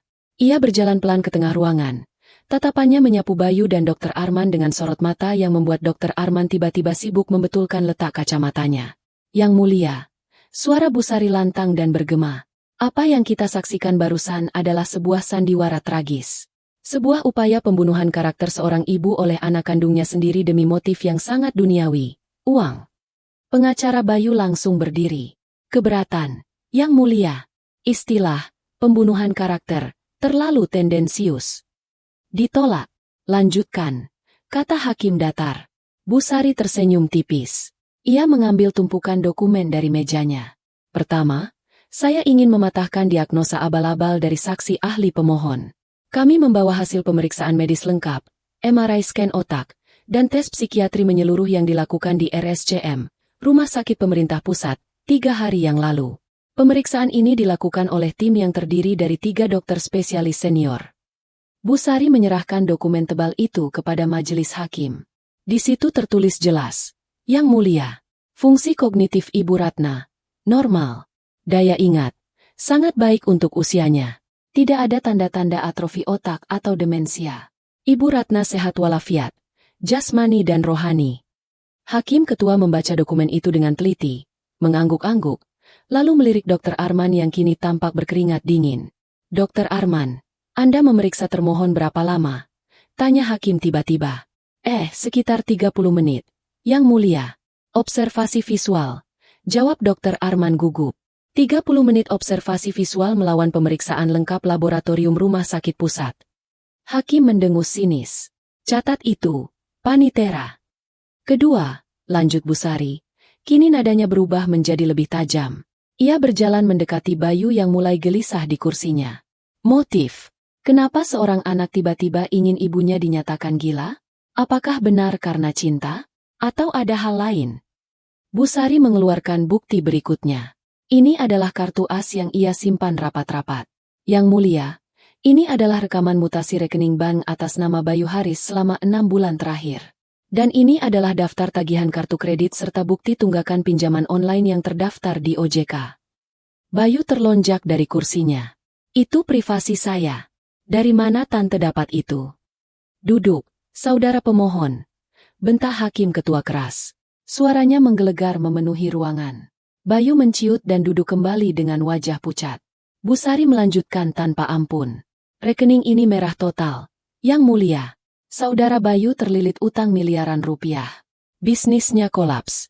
Dan yang paling menarik, di tengah kebangkrutan ini, ada bukti transaksi pembayaran uang muka travel agent untuk perjalanan ke Paris kelas bisnis senilai 200 juta rupiah, tertanggal 2 minggu lalu. Suasana ruang sidang menjadi hening total. Bahkan suara napas pun terdengar. Tika di bangku belakang menutup wajahnya dengan tangan. Kali ini bukan akting, tapi karena rasa malu yang nyata. Jadi, simpul Busari, suaranya merendah namun menusuk. Pola pikirnya sederhana. Bayu butuh uang cepat. Aset terbesar yang ada adalah rumah menteng. Tapi rumah itu dilindungi yayasan dan dikelola Ibu Ratna. Maka, satu-satunya cara untuk membobol brankas itu adalah dengan menyingkirkan penjaganya. Menjadikan ibunya tidak kompeten, agar dia bisa menjadi wali dan menjual rumah itu. Ini bukan soal kesehatan Ibu Ratna, Yang Mulia. Ini soal kerakusan dan gaya hidup hedonisme yang gagal dibiayai. Hakim ketua meletakkan berkas-berkas itu. Wajahnya merah menahan amarah. Ia memandang Bayu dengan tatapan yang seolah ingin menelannya hidup-hidup. Sebagai seorang hakim pengadilan agama yang menjunjung tinggi nilai-nilai bakti kepada orang tua, kasus seperti ini adalah hal yang paling ia benci. Saudara Bayu, kata hakim ketua, suaranya rendah dan berbahaya. Apakah benar bukti-bukti ini? Bayu tidak bisa menjawab. Lidahnya keluh. Ia hanya menunduk. Tidak berani menatap siapapun. Kebisuan itu adalah jawaban yang paling jujur. Majelis hakim berunding sebentar. Berbisik-bisik dengan wajah serius. Tidak butuh waktu lama bagi mereka untuk mengambil keputusan. Palu diketuk sekali untuk meminta perhatian. Berdasarkan bukti-bukti yang diajukan, majelis hakim memutuskan. Hakim ketua membacakan putusan dengan suara lantang. 1. Menolak permohonan pemohon untuk seluruhnya. 2. Menyatakan termohon, Ibu Ratna Setiawati, adalah cakap hukum dan sehat secara mental untuk mengurus diri dan hartanya sendiri. Namun hakim tidak berhenti di situ. Ia menatap Bayu lurus-lurus. Saudara pemohon, pengadilan ini adalah tempat mencari keadilan, bukan tempat melegalkan kedurhakaan. Saudara mencoba menipu hukum, menipu dokter, dan yang paling parah, menipu ibu kandung saudara sendiri. Ibu yang melahirkan dan membesarkan saudara. Hanya demi uang dan gengsi, saudara tega memfitnah beliau gila di depan umum. Ruang sidang terasa sesak oleh kata-kata hakim itu. Harta bisa dicari, Saudara Bayu. Tapi ridho ibu, kalau sudah hilang, surga pun tertutup buat saudara. Saya sarankan saudara bertaubat sebelum terlambat. Jangan sampai azab mendahului penyesalan saudara. Palu diketuk 3 kali dengan keras. Tok, tok, tok. Sidang ditutup. Bayu merasa dunianya runtuh. Ia tidak hanya kalah, ia hancur lebur. Ia bisa merasakan tatapan jijik dari pengunjung sidang, dari panitera, bahkan dari pengacaranya sendiri yang langsung membereskan tas tanpa mau menyalaminya. Ibu Ratna berdiri perlahan. Ia tidak bersorak, tidak tersenyum kemenangan. Wajahnya basah oleh air mata. Ia berjalan mendekati Bayu yang masih tertunduk di kursinya. Bu Sari mencoba menahan. Ratna, jangan. Tapi Ibu Ratna memberi isyarat bahwa ia baik-baik saja. Ia berdiri di samping anak tunggalnya itu. Tangannya terulur, menyentuh bahu Bayu yang bergetar. Ibu memaafkanmu, nak, bisik Ibu Ratna, suaranya serak.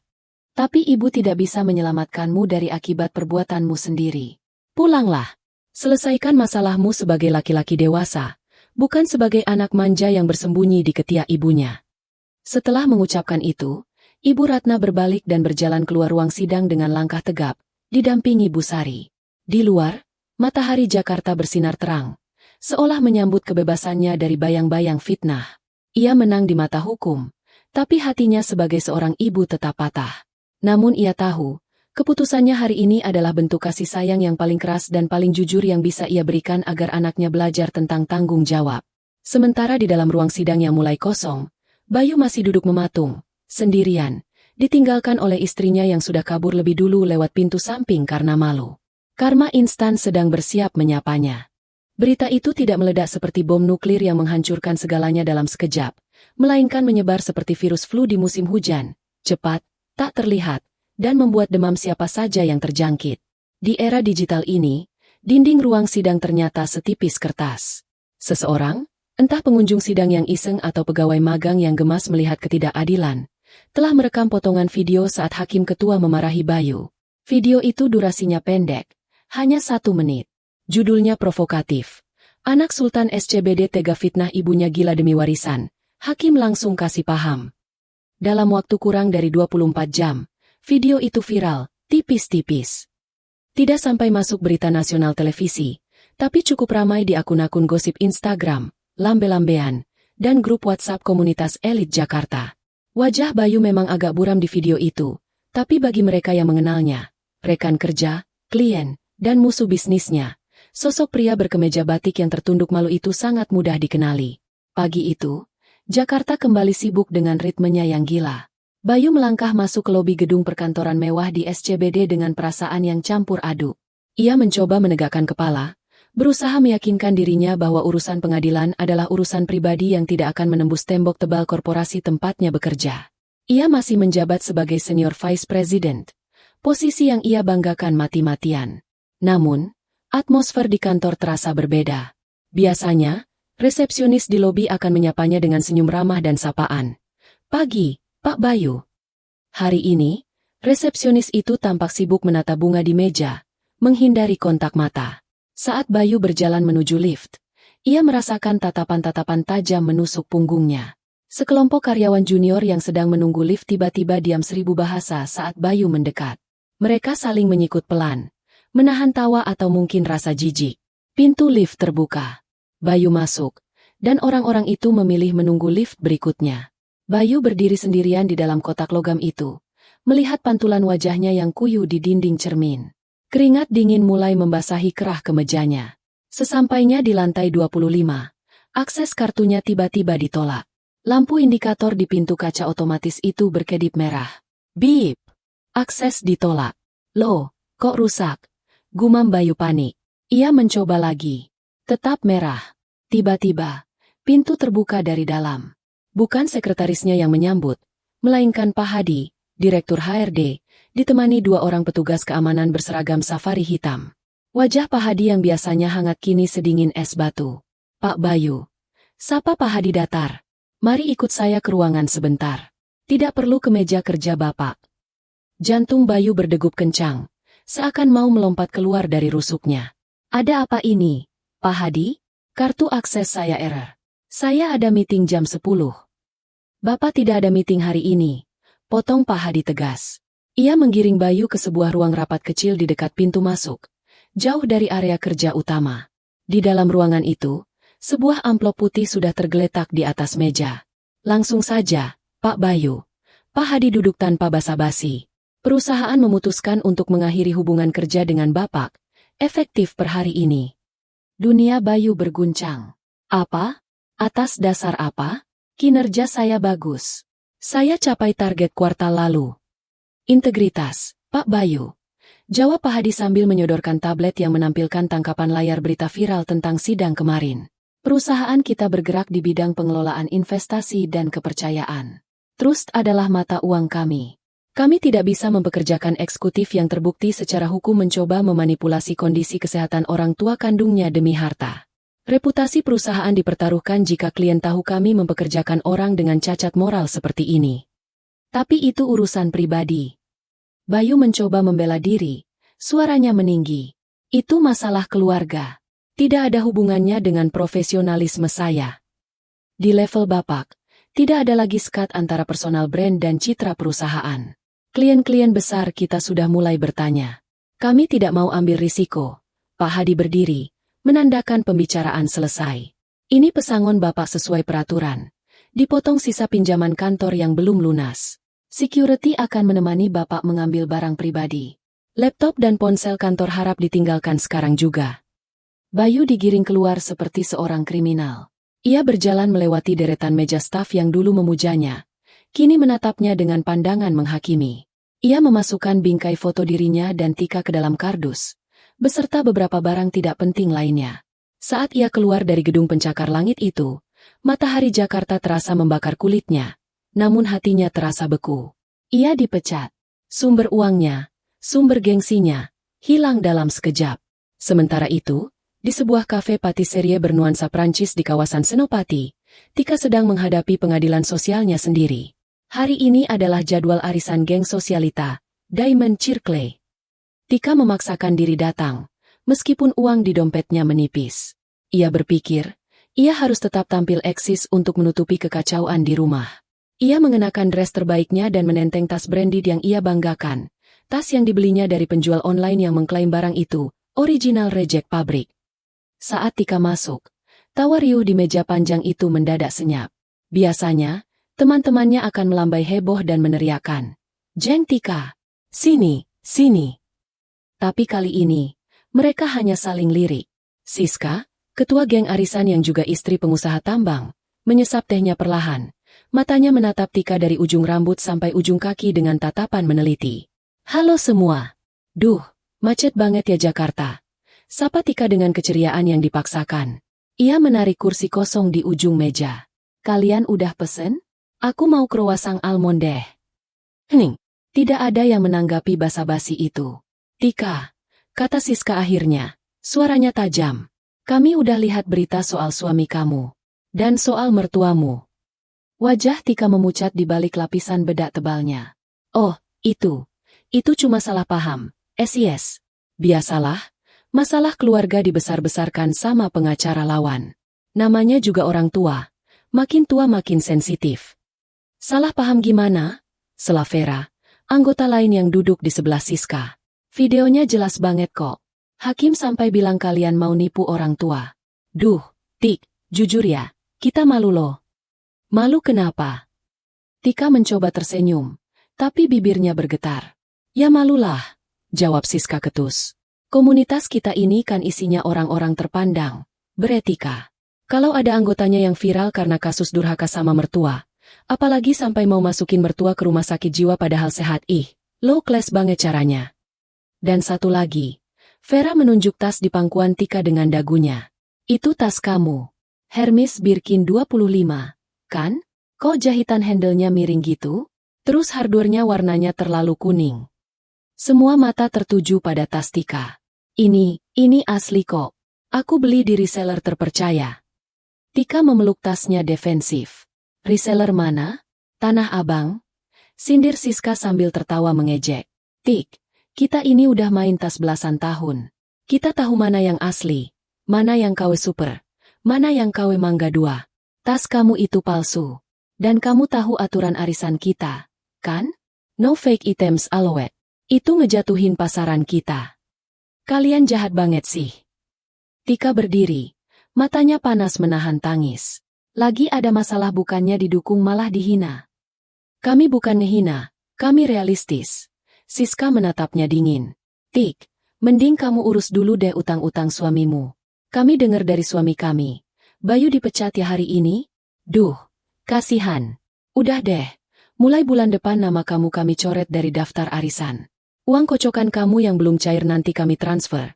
Itu juga kalau ada sisa setelah dipotong denda keterlambatan bayar iuran bulan lalu. Tika merasa seperti ditelanjangi di depan umum. Ia menyambar tas palsunya dan berlari keluar dari kafe itu.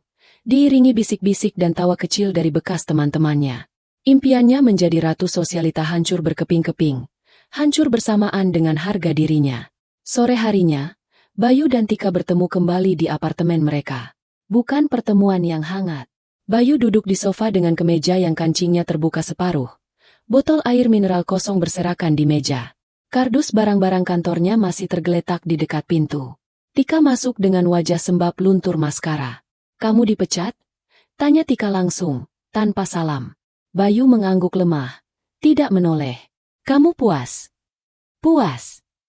Tika melempar tasnya ke lantai. Aku dipermalukan, Mas. Dipermalukan di depan Siska dan Vera. Aku dikeluarin dari arisan. Mereka bilang tas aku palsu. Mereka bilang kita low class. Memang itu kenyataannya kan? Bayu tiba-tiba bangkit dan berteriak. Emosi yang ia pendam sejak pagi meledak. Kita memang low class yang maksa jadi high class. Tas kamu itu memang palsu. Aku belikan yang KW karena kartu kreditku sudah over limit buat bayar gaya hidupmu yang gila itu. Kok nyalahin aku? Tika membalas teriak. Kamu yang gak becus cari duit. Kamu yang janjiin aku liburan ke Paris. Mana? Mana Parisnya? Sebelum Bayu sempat menjawab, bel pintu apartemen berbunyi. Bukan bunyi bel tamu yang sopan, melainkan gedoran kasar di pintu. Dok, dok, dok, Pak Bayu. Keluar Pak. Kami tahu Bapak di dalam. Bayu dan Tika terdiam. Wajah mereka sama-sama pucat. Mereka mengenali jenis suara itu. Debt collector. Bukan dari bank resmi, tapi dari aplikasi pinjaman online ilegal yang bunganya mencekik leher. Tempat Bayu meminjam uang untuk menutupi pembayaran DP rumah yang gagal. Jangan buka, bisik Tika gemetar. Kalau nggak dibuka mereka bakal dobrak dan bikin ribut satu lantai. Desis Bayu. Dengan langkah berat, Bayu membuka pintu. 3 pria berbadan besar dengan jaket kulit berdiri di sana. Wajah mereka tidak bersahabat. Pak Bayu, kata salah satu pria yang memiliki tato di lehernya. Jatuh tempo sudah lewat 3 hari. Bunga berjalan terus. Bos kami minta pelunasan sekarang. Totalnya 150 juta, plus denda keterlambatan dan biaya penagihan lapangan. Saya belum ada uangnya. Bang, tolong kasih waktu. Mohon Bayu. Waktu habis, bos, kata pria itu. Ia memberi isyarat pada temannya. Kami lihat ada mobil sedan di parkiran bawah.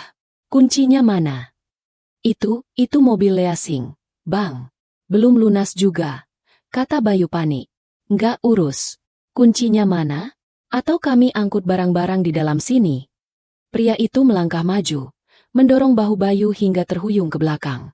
Matanya menyapu seisi apartemen. Tertuju pada TV layar datar besar dan koleksi sepatu Tika di rak. Jangan ambil barang-barang, jerit Tika histeris. Ambil aja mobilnya. Kuncinya di meja. Bayu menatap istrinya tak percaya. Tika, itu satu-satunya kendaraan kita. Daripada mereka ngambil barang-barangku, balas Tika egois. Pria itu menyambar kunci mobil di meja. Ini buat jaminan sementara. Kalau lusa nggak lunas, mobil ini kami jual kanibal. Dan ingat, Bapak masih punya sisa utang. Jangan coba-coba kabur. Mereka pergi, meninggalkan pintu yang terbuka lebar.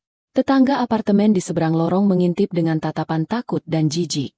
Malam itu, apartemen mewah yang mereka banggakan terasa seperti neraka.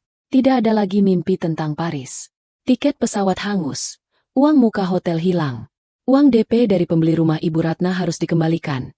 Dan karena sudah terpakai sebagian, Bayu kini punya utang baru yang menumpuk. Aku mau pulang ke rumah orang tuaku di Bandung, kata Tika dingin sambil menyeret koper besar dari kamar tidur. Bayu menatapnya nanar. Kamu ninggalin aku?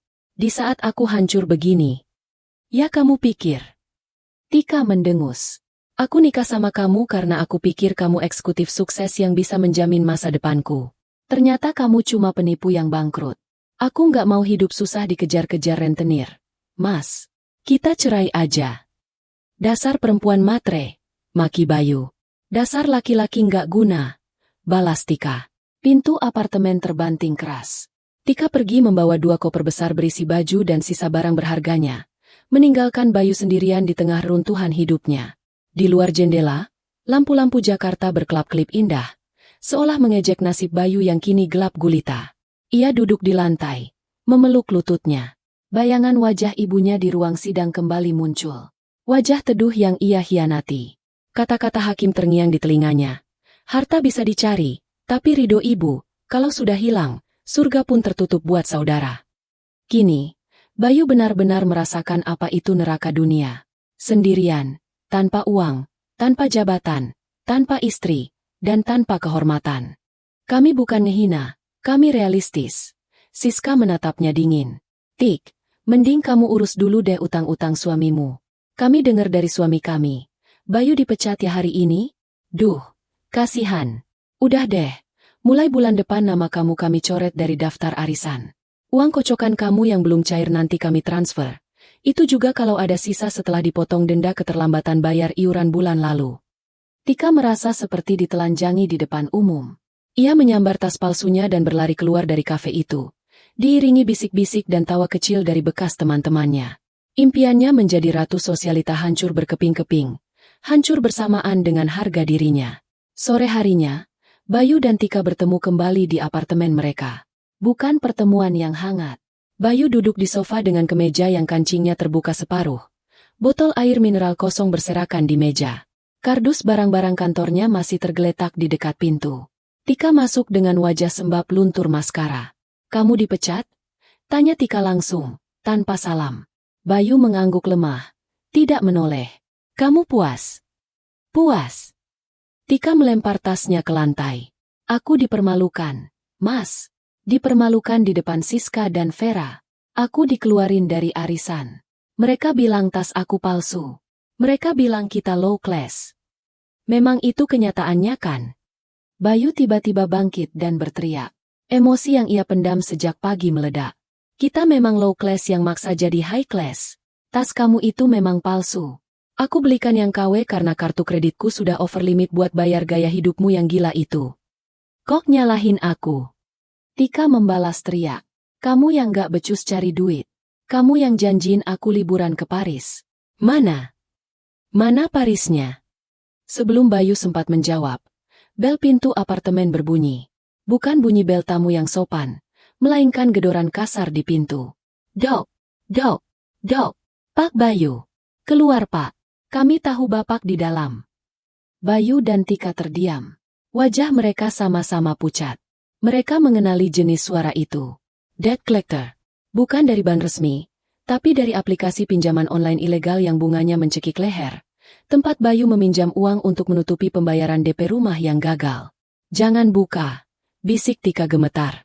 Kalau nggak dibuka mereka bakal dobrak dan bikin ribut satu lantai. Desis Bayu. Dengan langkah berat, Bayu membuka pintu. 3 pria berbadan besar dengan jaket kulit berdiri di sana. Wajah mereka tidak bersahabat. Pak Bayu, kata salah satu pria yang memiliki tato di lehernya. Jatuh tempo sudah lewat 3 hari. Bunga berjalan terus. Bos kami minta pelunasan sekarang. Totalnya 150 juta, plus denda keterlambatan dan biaya penagihan lapangan. Saya belum ada uangnya. Bang, tolong kasih waktu. Mohon Bayu. Waktu habis, bos, kata pria itu. Ia memberi isyarat pada temannya. Kami lihat ada mobil sedan di parkiran bawah. Kuncinya mana? Itu mobil leasing.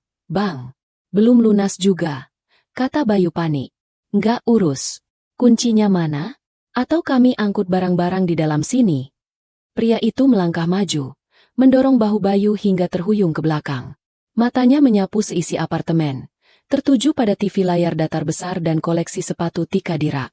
"Jangan ambil barang-barang," jerit Tika histeris. "Ambil aja mobilnya. Kuncinya di meja." Bayu menatap istrinya tak percaya. "Tika, itu satu-satunya kendaraan kita.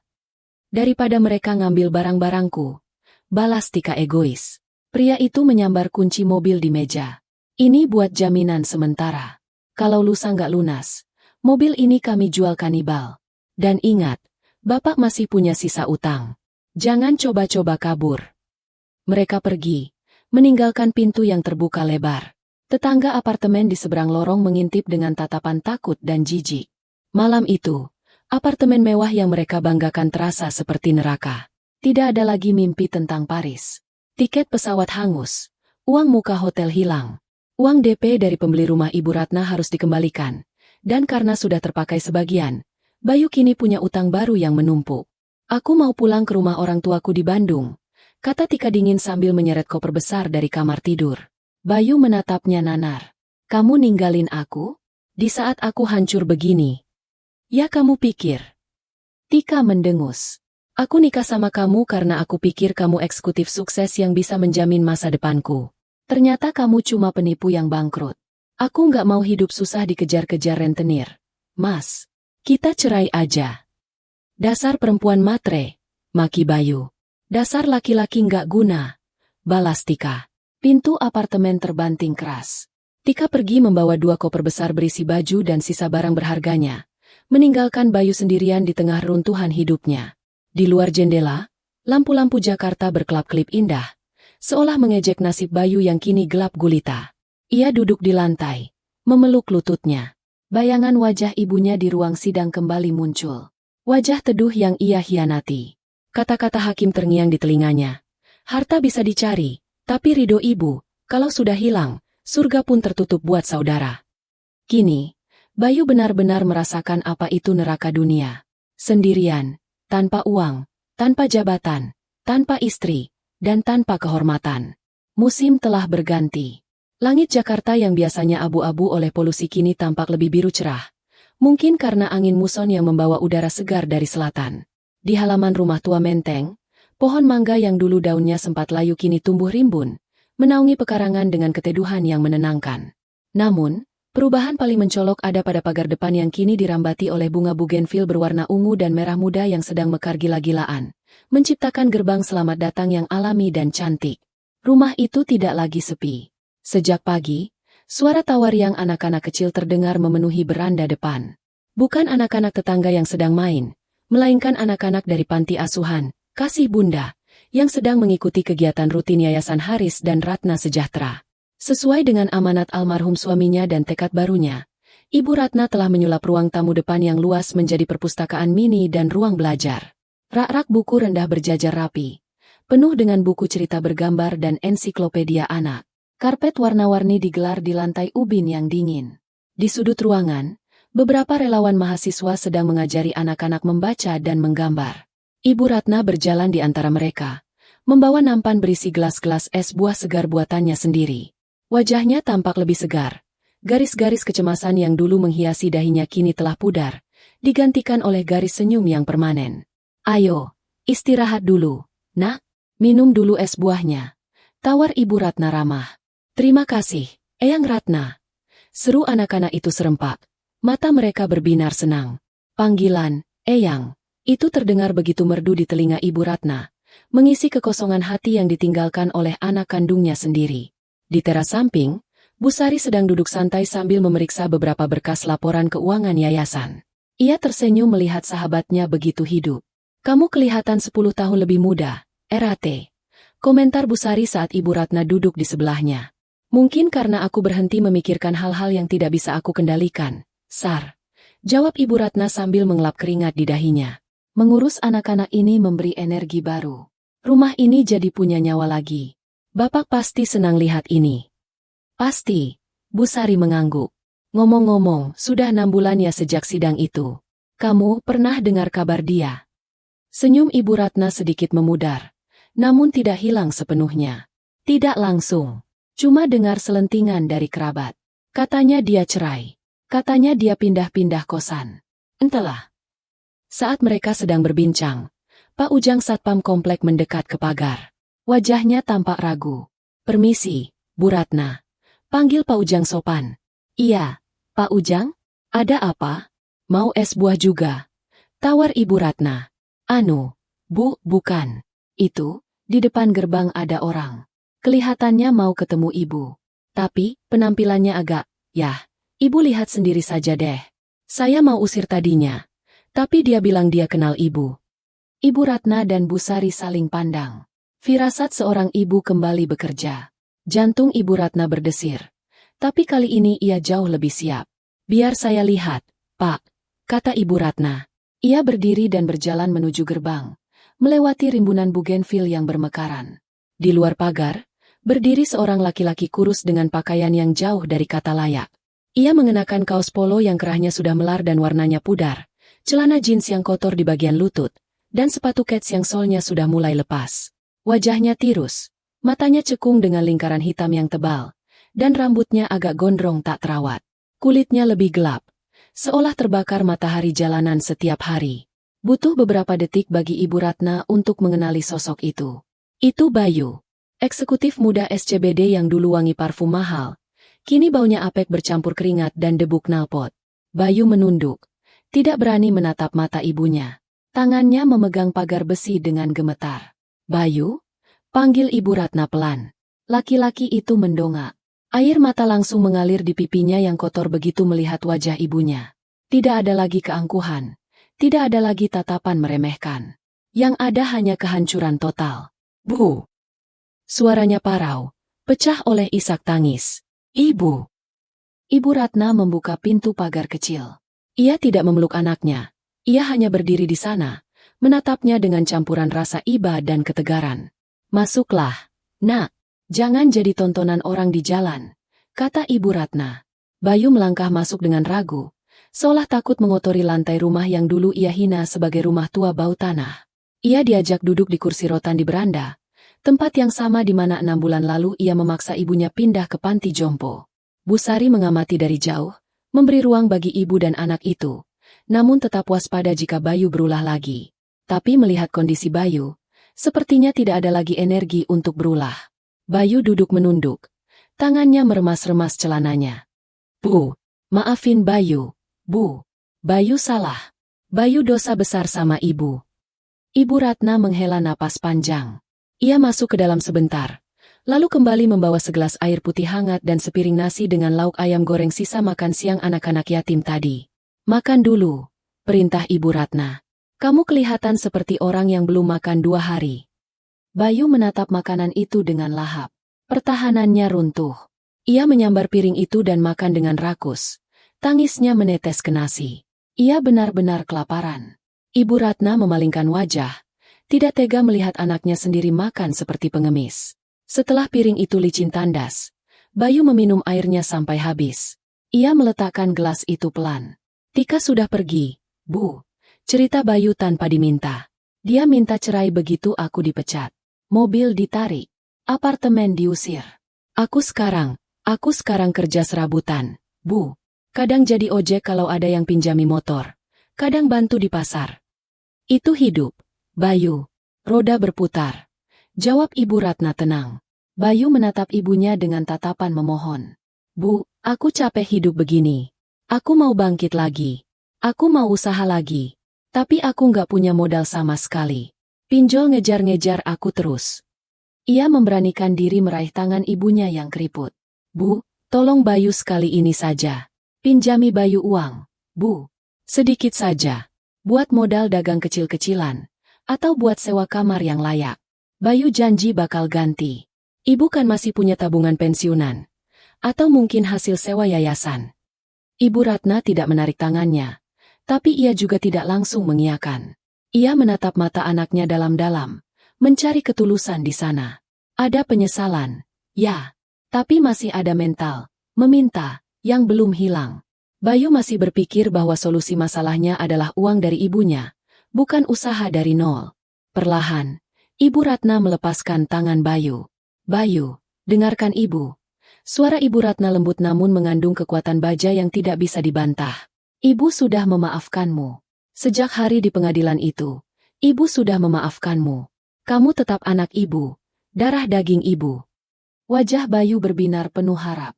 Tapi, lanjut Ibu Ratna tegas, mematikan harapan instan itu. Ibu tidak akan memberimu uang. 1 rupiah pun tidak. Kenapa, Bu? Ibu nggak kasihan sama Bayu. Protes Bayu lemah. Justru karena ibu sayang padamu, ibu tidak akan memberimu uang, kata Ibu Ratna. Selama ini, setiap kali kamu jatuh, ibu atau bapak selalu menopangmu dengan uang. Akibatnya, kamu tidak pernah belajar berdiri di atas kakimu sendiri. Kamu jadi manja. Kamu jadi tidak menghargai proses. Kamu jadi durhaka karena merasa berhak atas harta orang tua. Kalau ibu kasih kamu modal sekarang, kamu tidak akan belajar apa-apa. Kamu hanya akan mengulangi kesalahan yang sama.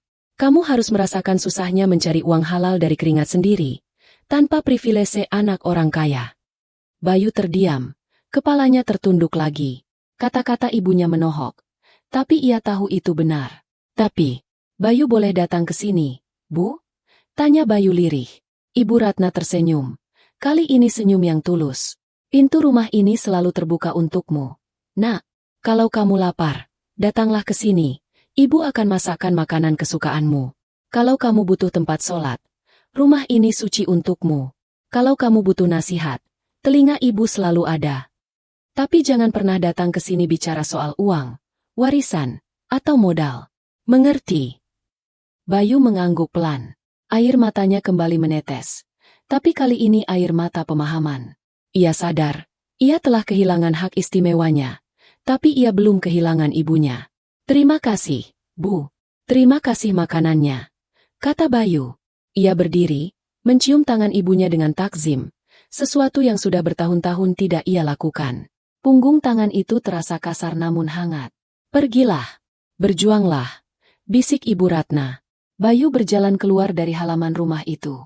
Langkahnya masih berat, beban hidupnya masih menumpuk. Tapi perutnya kenyang dan hatinya sedikit lebih ringan. Ia tidak membawa uang sepeser pun, tapi ia membawa pelajaran berharga yang terlambat ia pelajari, bahwa cinta ibu tidak bisa diuangkan. Ibu Ratna kembali duduk di sebelah Bu Sari. Mereka melihat punggung Bayu menghilang di balik gerbang yang penuh bunga bugenvil. Kamu tega juga ya, Erate? Goda Bu Sari sambil tersenyum bangga. Aku pikir kamu bakal luluh kasih dia amplop. Tega demi kebaikan itu perlu, Sar. Jawab Ibu Ratna sambil memandang langit sore yang mulai memerah. Aku tidak mau mewariskan harta yang bikin dia racun. Aku mau mewariskan karakter. Biarlah dia mulai dari nol. Kalau dia berhasil nanti, itu karena usahanya sendiri, bukan karena menjual rumah ibunya. Angin sore berhembus pelan, menggugurkan beberapa kelopak bunga bugenvil ke pangkuan Ibu Ratna. Di dalam rumah, anak-anak yatim mulai bernyanyi lagu sore. Ibu Ratna memejamkan mata, menghirup udara kebebasan dan kedamaian. Masa tuanya tidak dihabiskan di panti jompo yang dingin atau di apartemen sempit, melainkan di rumah penuh kenangan ini, dikelilingi cinta yang tulus, dan hati yang tenang karena telah berhasil menjadi ibu yang sesungguhnya, ibu yang mendidik, bukan hanya memanjakan.